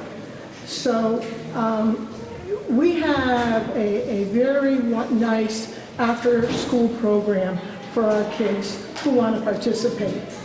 Okay, there's a report in the town report about it. It's run by Joyce Ashton, a Highgate resident for a really long time. So to all those people who help make that work and make that a good opportunity for our kids, thank you very much. The Tyler Place every year continues to support recognizing improvement and educational excellence with monetary rewards for kids in grades 4, 5, and 6. So thank you to the Tyler Place. We can't do anything in this school unless our kids get here and then they get to go home and they go safely. We are so blessed to have M&C Transport be the person who provides our transportation. Not only are they safe drivers, but they care for our kids. And to them, thank you very much. The Public Works Department in the town, they have to plow this driveway. I remember last year meeting with you, Chris, about the driveway and how it wasn't good. So they do a great job of plowing, and to them, thank you very much. We have a good staff in our school. We have a bunch of people who care about our kids and want to do the best that they can do. And we're getting better. And that's a good thing. And now, I probably missed somebody, and if I did, can you think of anybody I missed? Well, no. And so, it's been an honor and a privilege to serve the people of Highgate in this position. Kids are great, and this school is great. And I leave with mixed emotions, time for some new blood, but to the parents who support their kids, and to this community who support us with your hard-earned dollars, that's the best it can get. Thank you very much.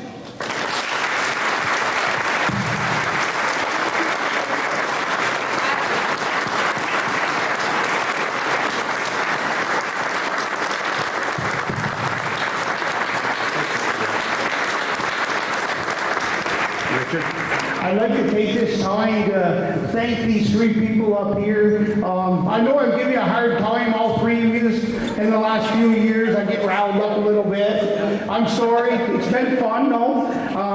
We're going to miss all three of you. Connie, you've done beyond and above. When I get out of control, you come see me in Richford and set me down and have a nice heart-to-heart. Thank you. Dave, you always tell me when I get excited, I'm not giving you mouth to mouth, so calm down. You know? And Noah, hey, you've done a good job. And today, you've done a good job getting this budget to pass. I want to thank all three of you. Thank you.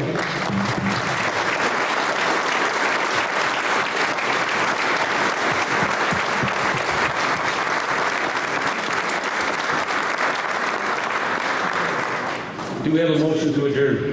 I'll make that motion. All in favor? Aye. Opposed? We are adjourned. Okay, folks, I'd like to call the meeting to order. We can get going. 1:45. Yeah. Is that when we said? Yep. Let's do it. We're ready. I couldn't be on time when it started. Call me late for a lot of things. Yeah.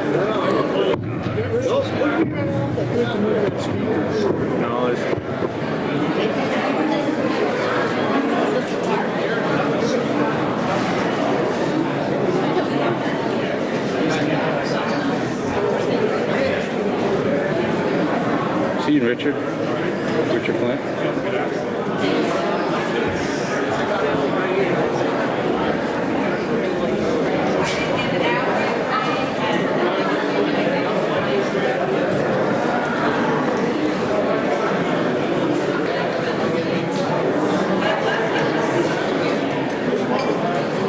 There he is.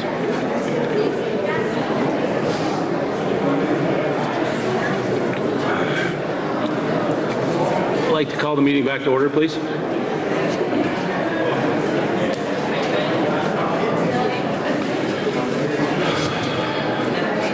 If there are no objections, Richard Flint, school board member, would like to do a quick presentation of gifts for some parting board members.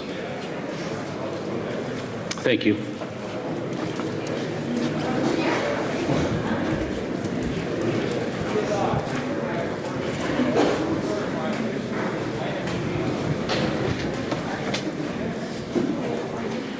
Okay, we should have did this before lunch when I was talking the first time, but we kind of forgot about it. So, Connie Bjork, would you come up here? Hey, got a little something for you? Yeah. How many years has she served? She served in two, she served way back in the 80s, and then she came back again 7-8 years ago, right? This is, you go around, this is 7 years. 7 years this time, but how many times before? 5 years the first time. So total 12 times. Thank you, Connie. You get this. Here you go. Thanks a lot. Thank you.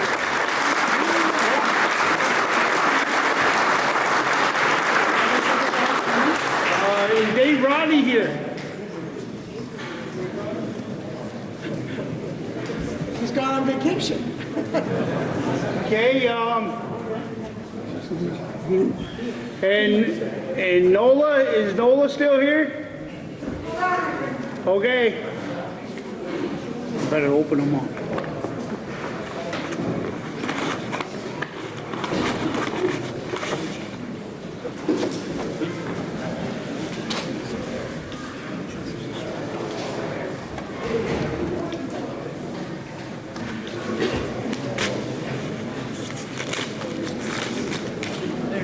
There's Nola. Nola, come on down. You're the next contestant.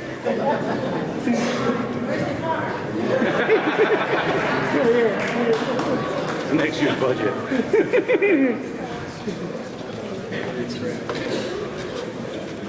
Thank you. All right.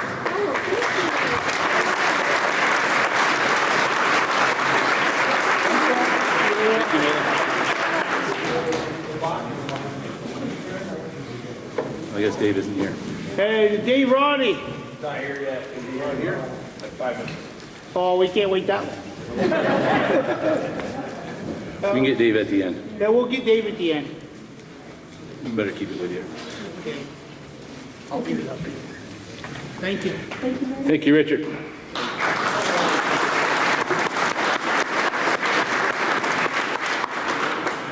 Okay, before we get started, I'd just like to remind folks, please direct all questions to me, and we will point to whoever's going to answer that for you. We'll get that taken care of. Please respect one another and your opinions. Thank you. Article 3. Shall the voters of the town of Highgate vote all public questions by Australian ballot? Yes, ma'am. Motion, please. I'd like to make a motion that this time we actually discuss this and not table it. I'd like to hear people's opinion on this. I have a couple different ones, so I'd like to hear what everyone else thinks. So is that a motion? Maybe we make a motion to, we need a motion before we get into discussion. That's the motion, that we discuss this instead of tabling. We have a second, please. Seconded. Discussion. Discussion. Can I go first? You got the mic. Like I said, I'm kind of conflicted on this. I really like having a town meeting. I'm actually finally able to attend these things because my kids are all grown up. And I really like that you tend to get more information here, more attendance here than you do at the informational meetings. I think it's important to be informed before you vote on things. I guess what bothers me, so the other side of this is just a really small representation of Highgate. And it doesn't give people who aren't given the day off to have their voices heard, which is the Australian ballot part.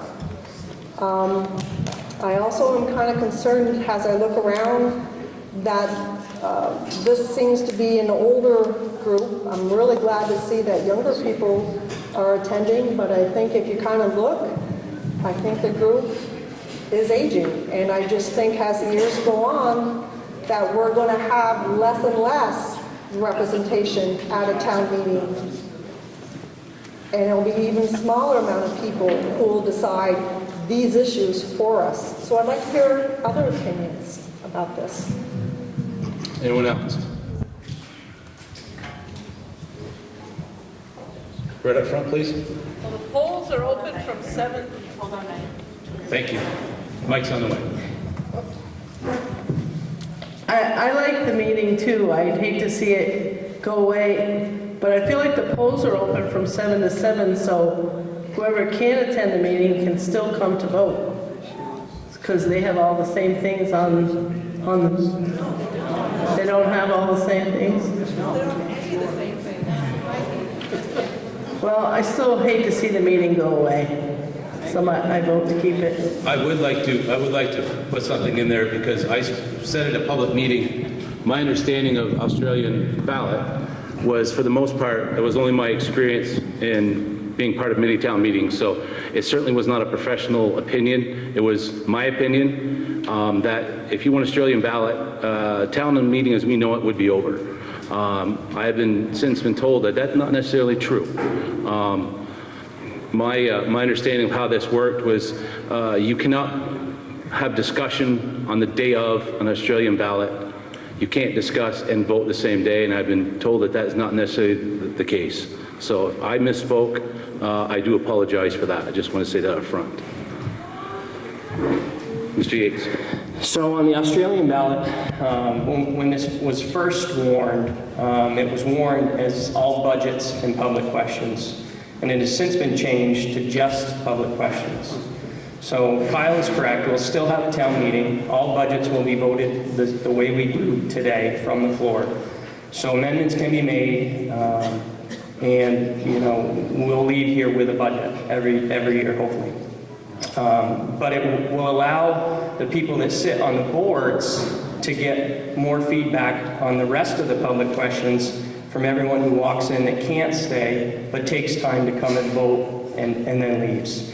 So I guess one question I have on this today is if any of the articles have to be revoted or are petitioned to be revoted, would they switch to Australian ballot if this passes, or would they be revoted from a floor vote?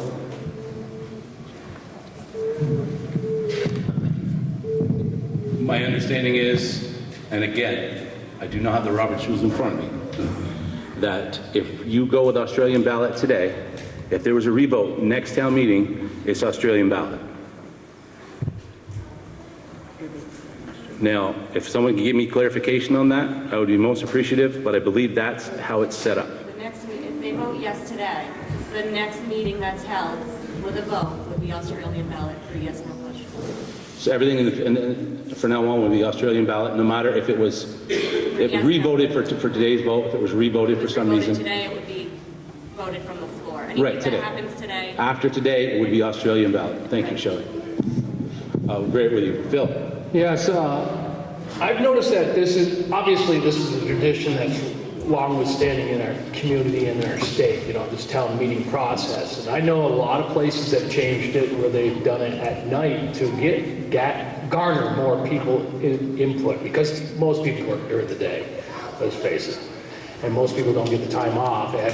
we even entertained maybe trying that one year, having it later in the day instead of at 10 o'clock in the morning? Or on a different day where you get more participation?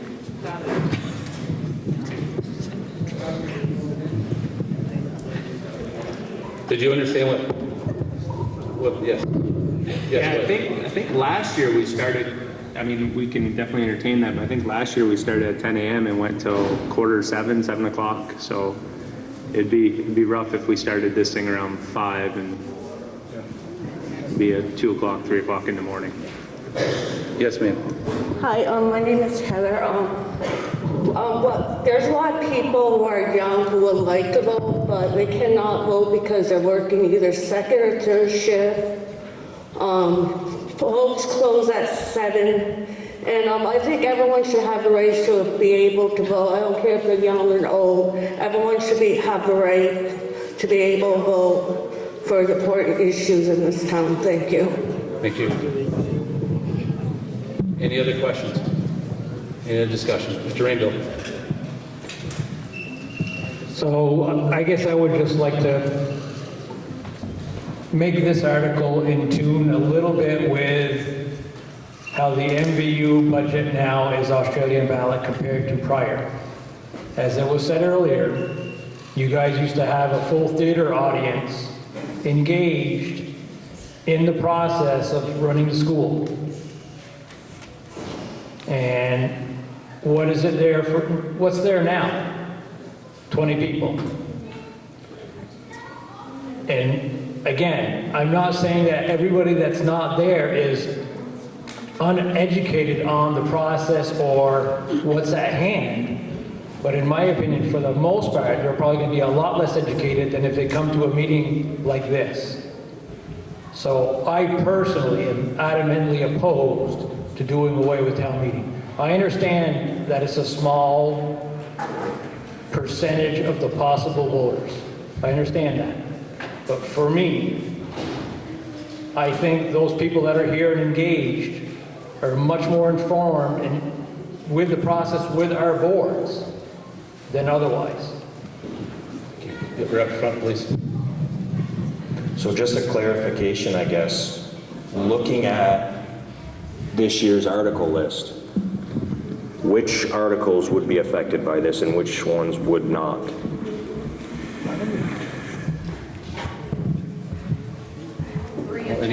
Yeah, 3 and 10.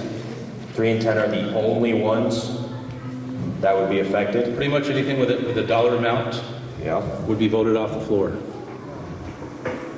Article 5 would be a yes or no as well. Correct. Thank you.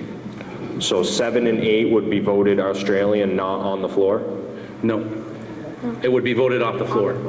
Okay, so... Any public question that doesn't pertain to have dollars attached to it. So we'd still be voting on a school budget? Correct. With the exception, I'm sorry, of Article 5, where the Home Health Agency is asking for. Yeah, okay. So again, 6 would still be on the floor, 7 would still be on the floor. 6 was also a yes, no. Sorry, 7 and 8. Correct. 7 and 8. Any article that has a yes, no answer would be Australian ballot. So number 3 would be a yes, no. Number 4 is a yes, no. Number 5 is a yes, no. Number 6 is a yes, no. 7, 8, and 9 would be voted from the floor. 10 is a yes, no. And I would assume 11 would be discussed on the floor. In the school budget? We don't touch the school side. Okay, so all that would still be on the floor. So we would still have this town meeting essentially on those main items. All this other stuff would be Australian ballot. Correct. That's correct. That was a wrap. In the back, please. I'm sorry. I was at the informational meeting the other night that's actually here. If they didn't have all the informational meetings all in one night, maybe somebody would have been to the school and be down at MVU. I think that next year, if you're going to have informational meetings, they ought to be further apart or different days.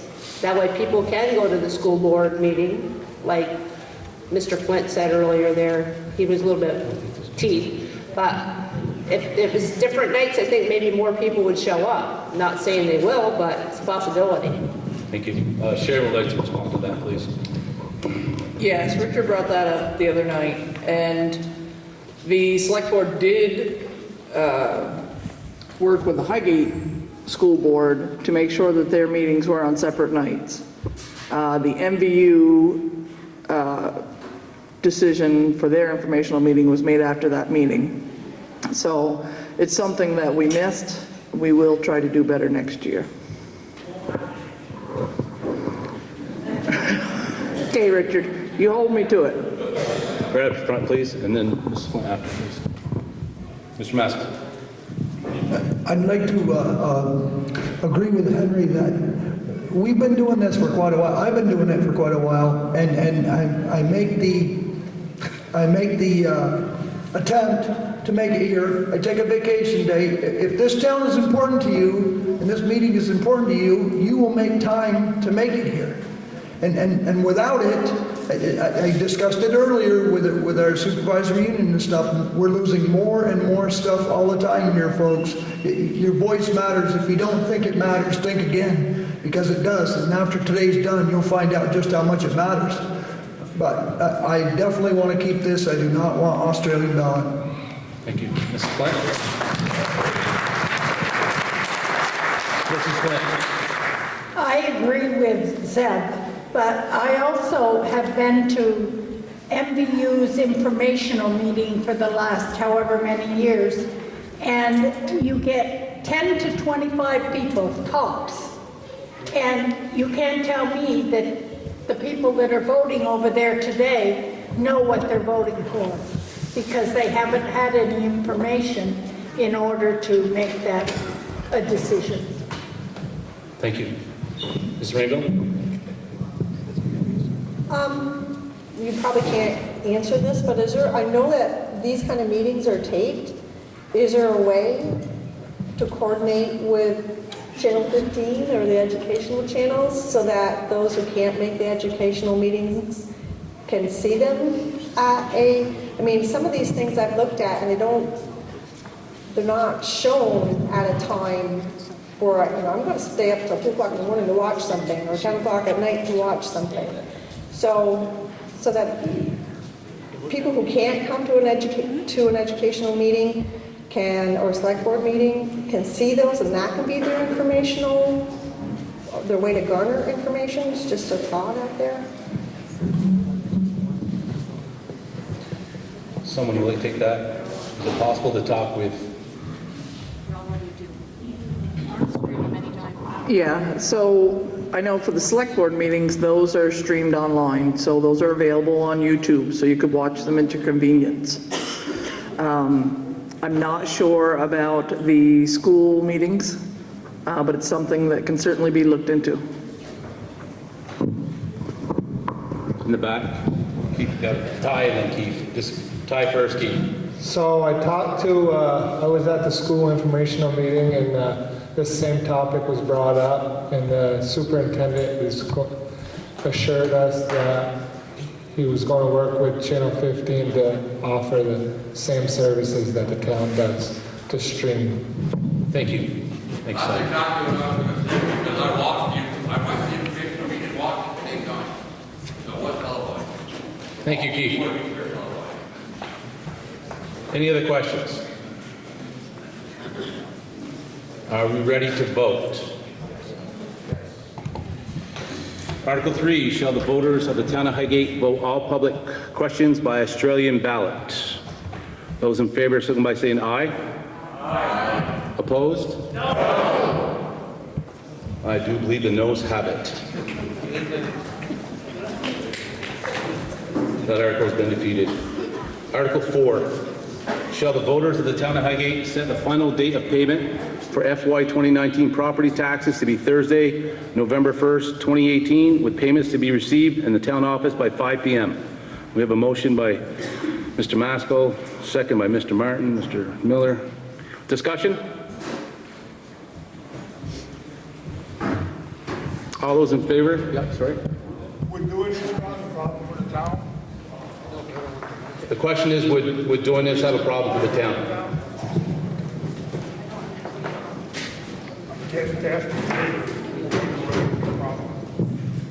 No, the treasurer's office, and I'm speaking for Shelley, they would like the date set, and you have to legally provide that as a set date for your taxes to be due. So no, it's not a problem for the town, it's just a legal set point that we have to abide by. Yes, sir. Yeah, I don't mind the November 1st tax deadline. I don't mind paying it all at once, but I prefer to have it quarterly, like a lot of other places, because it's less of a pinch out of my checkbook. I'd like to have some, I don't mind the one-time payment on the November 1st, but I like the idea of paying quarterly, like a lot of other towns do. I'm going to direct this directly to... You're more than welcome to come in and see me anytime and we can set up that arrangement. Well, I don't want permission, because my wife is going to kill me that I asked that, okay? But If you want quarterly payments, you can come and see me. no, what I'm saying, though, is it's a lot easier. I don't have it on a, it's not built into my mortgage or any of that, so I was wondering why we don't do it quarterly like a lot of other places, because we are borrowing money to cover what our future tax revenue is estimating. Who's borrowing? The town does. Town does not borrow any money. I'll hold you to that. Yeah, I go in several times a year and I pay on, and they just give me a receipt that I paid. I do that, I've been doing that for the last 4 or 5 years. I go in any time I have extra money and put it on the taxes. That's it. Thank you. Any other questions? Mr. Rainville? This issue was brought up years ago when Tom Racine was in treasurer, that we actually talked about doing either biannually or quarterly, and it was shot down back then. But anybody can pay whenever they want prior to the date. Thank you. Anyone else? Yes, over here on the wall, please.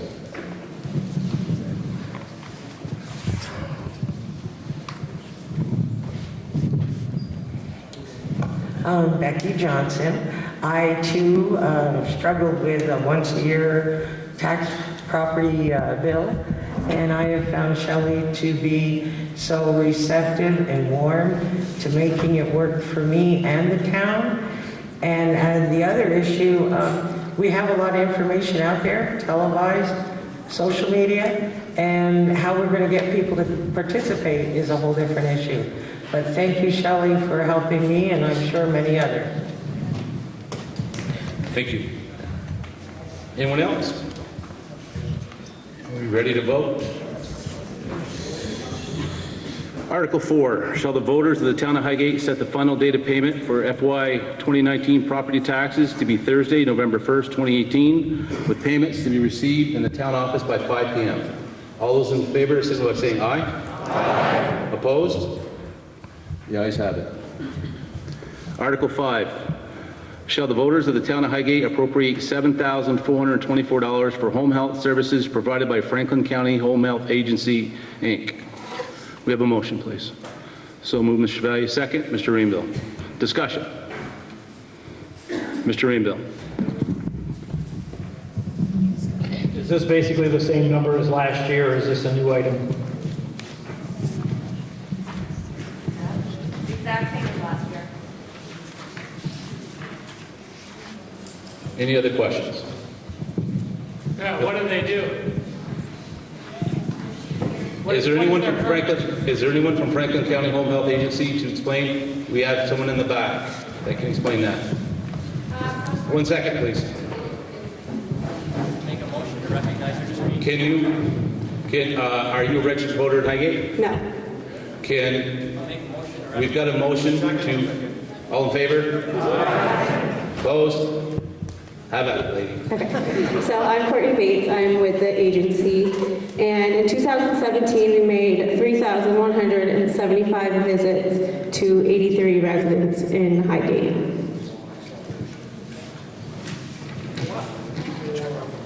Can you explain what your services? Yeah, so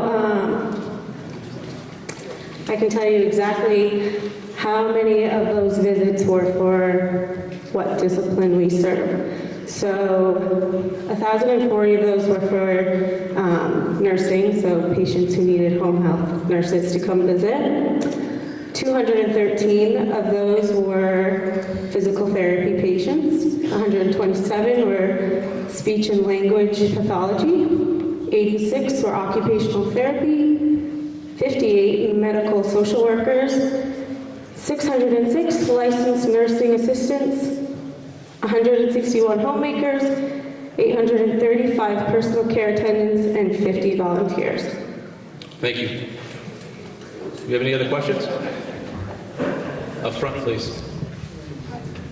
I don't have a question. This is just for home health.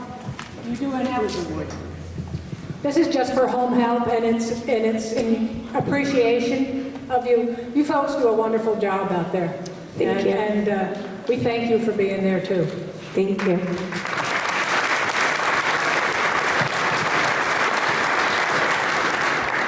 Any other questions?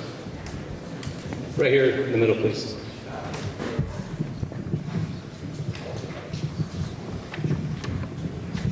I'd like to know what your sources of payment are. So for the agency funding, you mean? So we are funded by Medicaid, and then additional funding is through donations, our fundraising that we do, and then town funding. Okay, so this number's not written in stone, is what you're saying? The 7,000? Yes. No, I mean, it's the amount that we're requesting. Through town funding, yeah. Any other questions? Ready to, up in the corner, please. It's not, to me, a small amount of money to serve 83 members of our community. And if you've never been on the receiving end of home health, good for you.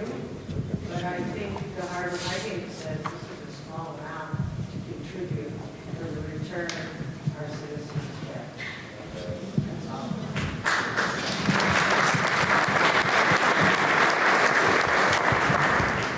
Any other questions? We'll go to vote. Article 5, shall the voters of the town of Highgate appropriate $7,424 for home health services provided by Franklin County Home Health Agency, Inc. All in favor, signify by saying aye. Aye. Opposed? The ayes have it. Article 6, shall the voters of the town of Highgate appropriate $50,000 to be held in escrow to be used for the Highgate Library / Community Center Building Fund. We have a motion, please. So moved by Mr. Maskell, second by Mr. Chevalier. Discussion.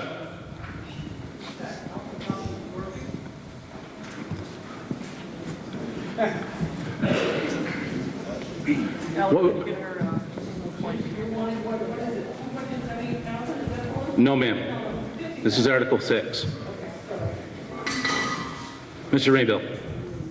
So why is this not part of the capital plan, and why is it an article? I'm not saying I'm against it as an article, I'm just, I'd like clarification.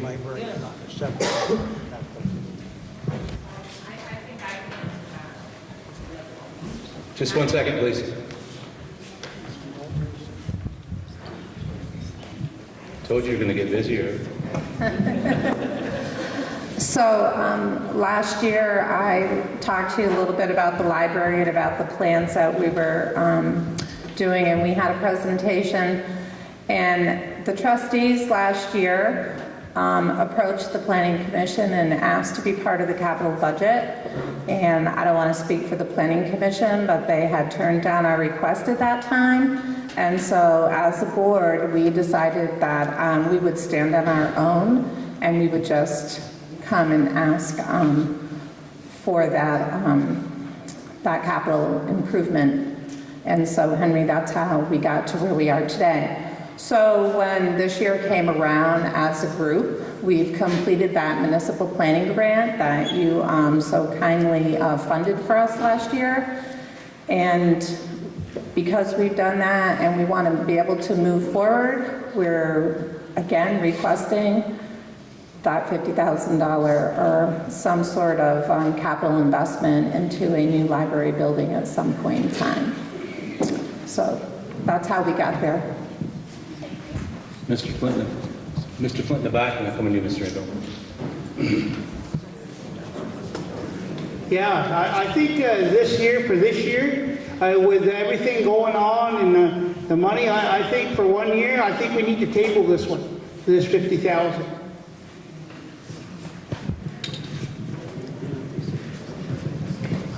Ms. Ringo. I just would like to know what the timeline is for new library building. Do you have one?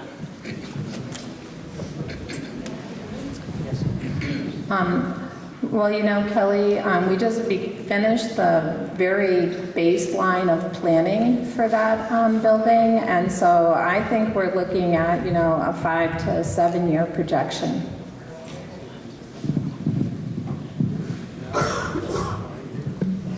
Here, come back to you, sir.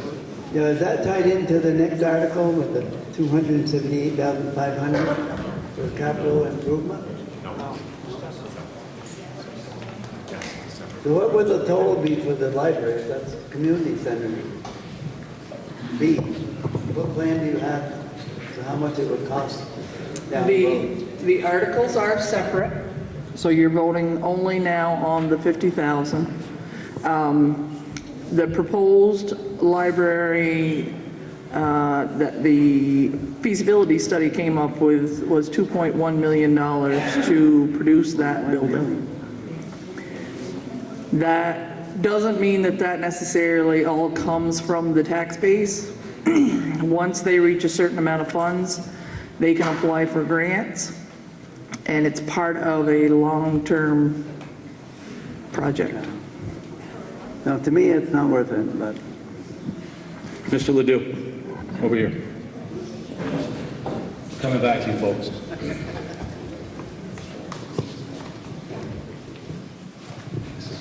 All right, I read the proposal on this, and I've talked to a couple of different people on this. I know we don't have a payment on the building that we're using now as a library. I'm pretty sure we've made the final payment on that one. And I don't believe we need a new library, because they're getting rid of books and everything's going to E this and E that. And the building that we do have now is used for DCF meetings of families. Why are they meeting in our library? Meet in your own state building. That's what we have that for. Secondly is story hour is daycare over there. It's a library. I don't think we need another library or a bigger one. That one works fine and it's paid for. Mr. Maskell? Well, I'm going to totally disagree with that, because I'll tell you why. I've lived in this town for the better part of 50-odd years, and I'm pretty sure that building has been there for 50-odd years, and we've done nothing to improve it other than add some more activities to the town and provide services to our community and our community elders. And if you bothered to look into what goes on in that library, you might discover that there's more than DCF meetings and whatnot. We need a new building, we need a new library, but I think we need to be fiscally responsible about it. And one of the questions I was going to ask was this property, and I'm not quite sure what it fitted in an article here, but we have property currently that's for sale, and I don't know why we can't apply that towards a library and community center. Thank you. So is that it? Is you asking the board a question of why they can't do that, Mr. Maskell? Well, last year, for the two pieces that are going out to bid, that was already allocated. You could reallocate that money at this time, but for the time being, that decision had been made at last meeting. Now, there is more property that we're discussing that could be for sale.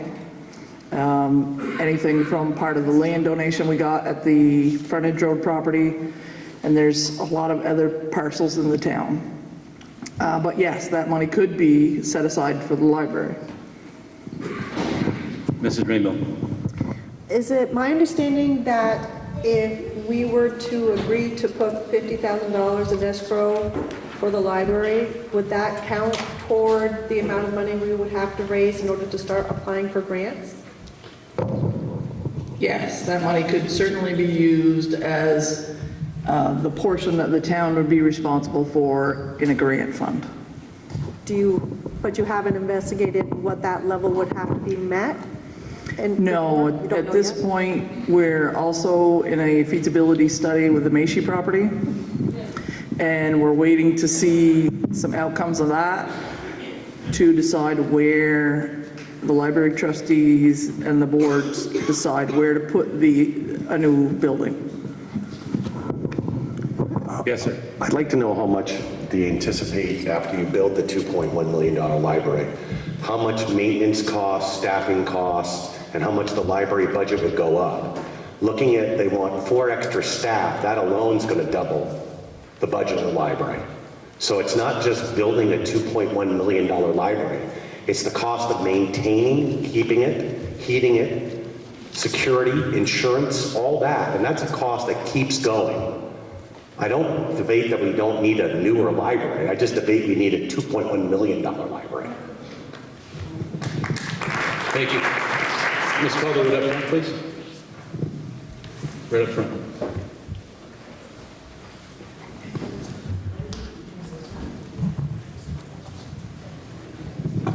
Just a question about the 50,000 that we voted last year and was passed, that was supposedly for the roof repair. How does that fit into this? Was the roof repaired, or was that, the roof was repaired, so the 50,000 was used to repair the roof?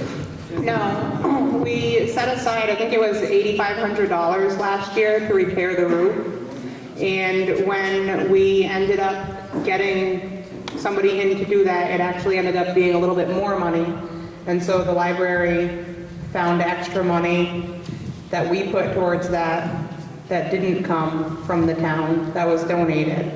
And so the roof was repaired for well under $50,000. That $50,000 last year is set aside in an escrow account to be used for the future of the library. So this would be added to that 50,000 from last year escrow? This 50,000 that we're asking for would add to that to be a total of 100,000. Mr. Perra, in the middle, please. Be right with you, Mr. Wall.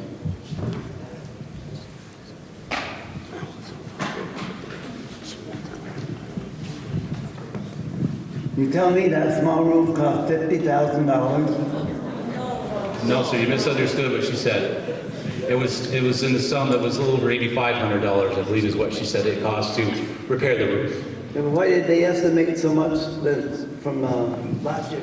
They did not, I don't believe they did not. We'll not take this, I mean, my understanding was they did not, this is for anticipating money last year, the $50,000 for this project. It was never anticipated to fix the roof for $50,000.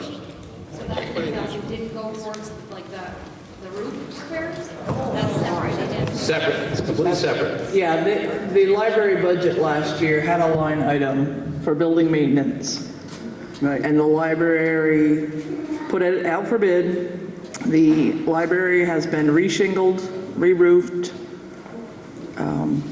but the $50,000 in its entirety is still in an escrow account. Mr. Noel in the back, please. There's one thing that we got going here is a move. Just a second, sir, please. Thank you. The 2.1 billion is proposed. It's a plan. It's not necessarily going to be the existing building. The site hasn't even been picked out yet. The cost hasn't been picked out 100%. There may be a reduction to that. This is a proposal. It's not a given. It's not 2.1 million up there that's a definite. So please understand that. These are proposals. These are things you look into. You look into plans. You look into what you need. You may increase it, which I doubt, but you may decrease it. But you got to start with a plan, a piece of paper with some drawings on it, to see, okay, this is too big, this is too small.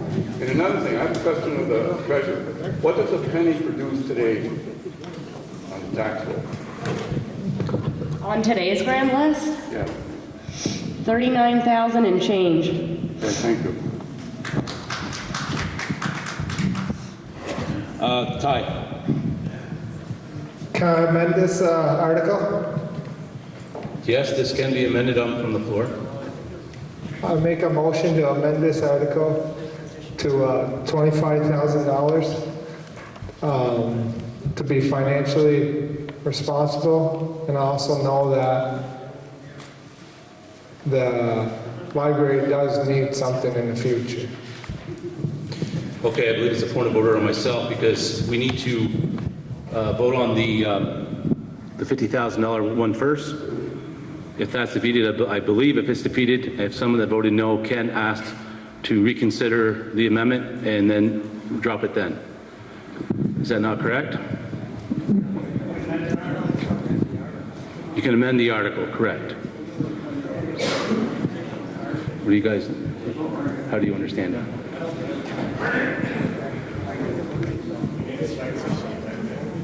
Excuse me?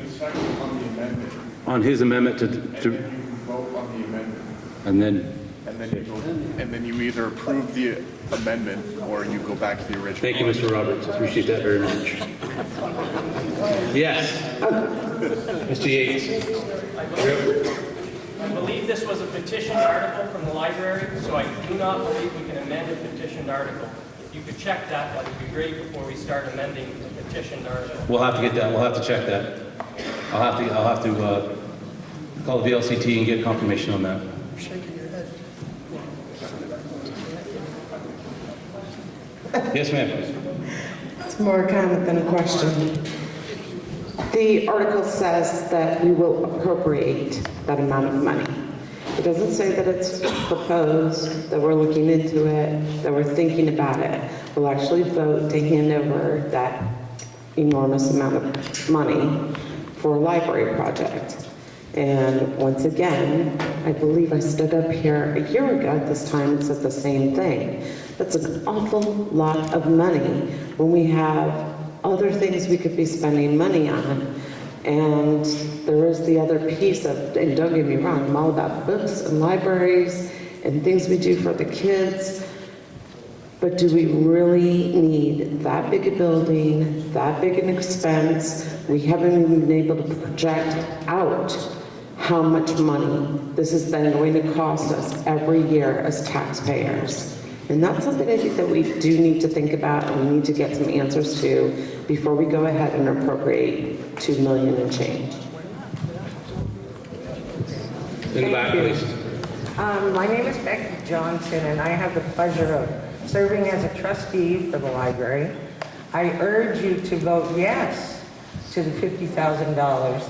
A big lot of money. I live on a fixed income too, but it's an investment in growth. And please put in the back of your mind 2.1 million. No, it's a building that's being studied seriously to serve the needs of the community as well. You're right, books are heavy now, everything's going E, and that's why to stay competitive and serve our community, we need to expand our programming.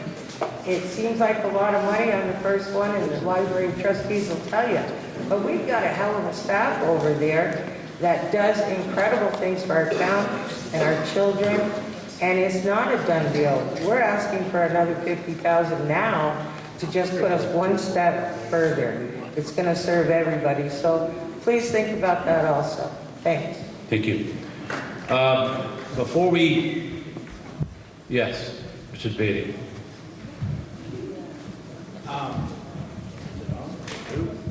Okay. The only thing that I've been hearing on this whole building project is the library end of it. And everybody missed on this whole article is the fact that there's a community center applied to that. I'd like to know what they're talking about as far as a community center. Because this is a library and community center, correct? Correct. Do you have someone take that? Yeah, Rebecca or Karen, would you like to take that question?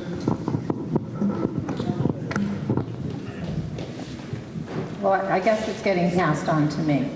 So last year we had a retreat, or about a year and a half ago, And one of the things that the trustees did in our day-long retreat was we wanted to really focus in on the services that we were providing, and we realized when we were prioritizing them that it's really much more than the books. And throughout all of rural America, libraries are actually becoming community centers in the sense that we are offering more programs. And I know somebody here just brought up, that DCF and other programs, state programs that work with families are going to libraries to have these meetings. Well, they are doing that because a library is it's a public building and it's a safe haven for kids, and kids are part of that too. And so we are providing those kinds of services. We have a lot of people who come in. You can't apply for a job anymore without having a computer. So a computer center is something that we see that we really need to have with a lot of services, because there are a lot of people in this town, and those of you sitting here may not realize it, but they don't have a computer and an internet service in their home. So in order to get a job, they have to come to the library to apply for those services. Businesses are using the library as places to meet with employees that are on the go to do testing and different things like that. The visiting nurses and home health in between patients come to the library. We're trying to reach out and get more teens. We're starting more adult activities. And also, if we have this community center, I don't know if you've been to the library lately, we have a bathroom sink, and we haven't had very good water this year. We've had to close the building down a couple times because of water issues. But when you're trying to do a story time and you want to prepare some food for the kids, or you want to have the seniors come in because the kids grew a garden with the gardening program and they're going to make a soup and have the seniors come in and have a luncheon, we only have a bathroom sink. So we'd like for this new community center to also have a kitchen and a meeting room area, something that we could use to intermingle the different age groups and offer some of those other programs that we've been talking about. I mean, I can sit here and go on and on and on about programs, and I got Virginia here who can go on and on and on about programs that she'd like to do. But in the space that we currently have, we have literally saturated that space, and there is just not a lot that we can grow and do to meet all the needs of the community here in Highgate. So honestly speaking, on behalf of all the trustees, and we're here, we volunteer our time, and we volunteer a lot of time, and we would love to see you with your ideas at our board meetings, and we meet the first Wednesday of every month in the library.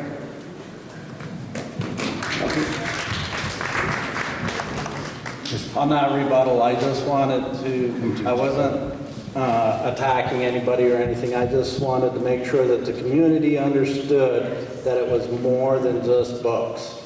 And I believe you guys do a great job, and I appreciate everything you do. I have just a comment. There's a lot of towns that are a lot larger than Highgate, and they don't have a community center either. For example, Fairfax, they want to convert an old church into community center. I mean, we ought to be thinking about less money. Are we discussing the amendment, or are we discussing the original? What's going on right now, you're discussing what the project is. Somebody We actually have a call, we have a call in now. They're treated as all other articles, and it can be amended. Okay, so we had a call made to the Secretary of State to clarify. This can be amended from the floor. So what we're talking on now is the amendment. Well, if we're done asking questions, we're going to go back, we're going to go to the amended amount. This is still discussion. You have to get a second. I need a second as well. Kyle, sorry, jeez. How much do you have in that escrow account now? Just the 50,000 from last year? Okay. Any other questions? Mr. King. With the new building, is there any anticipated revenue, new revenue streams that may or may not come in as a part of the new space?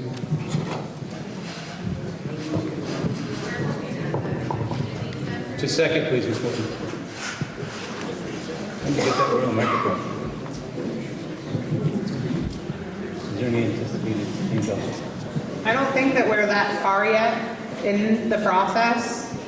We would like it to be a community center, and I don't think that it's something that we're gonna see a lot of revenue from, but if there's a separate room in there that we could rent out for a baby shower or a party, that is something that we have talked about doing. But we would also like to be able to offer that space for, you know, a Girl Scout or a Boy Scout group or a 4-H group at no cost, because it is a community room and we want for the community to be a part of that.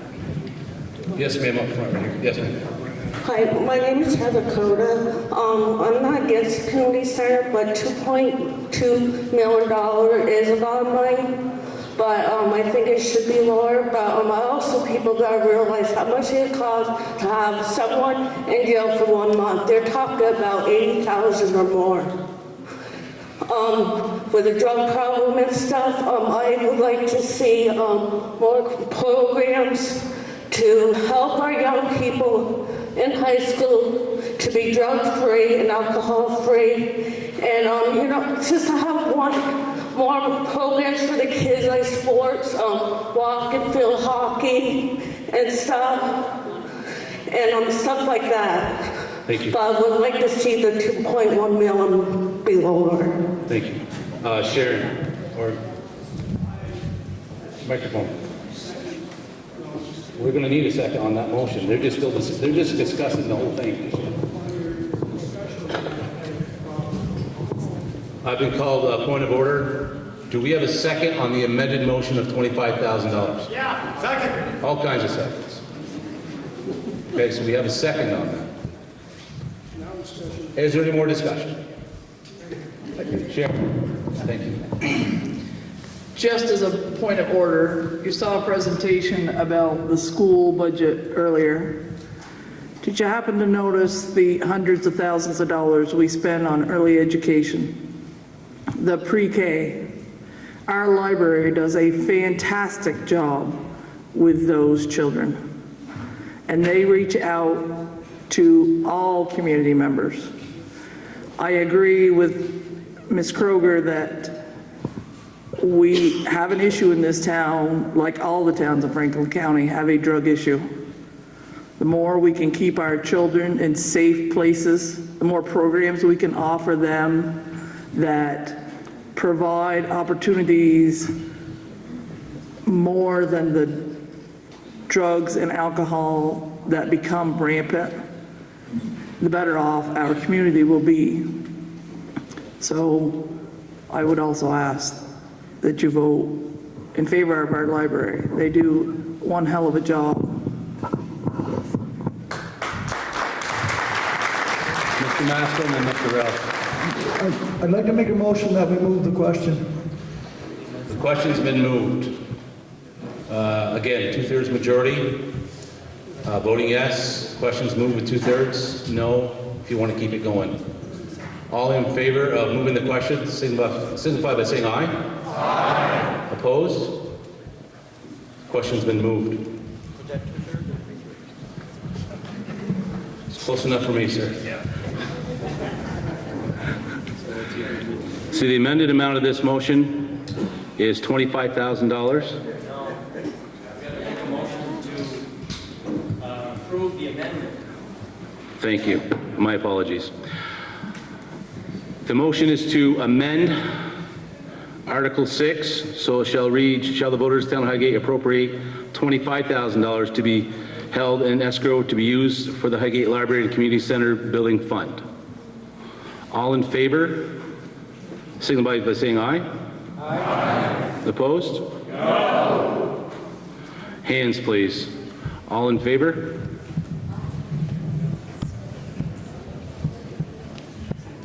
Yes, please. Yes, please.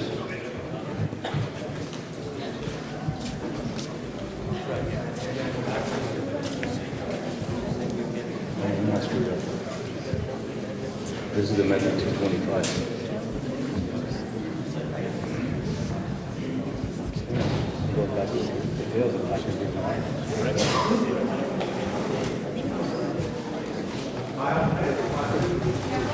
Why not?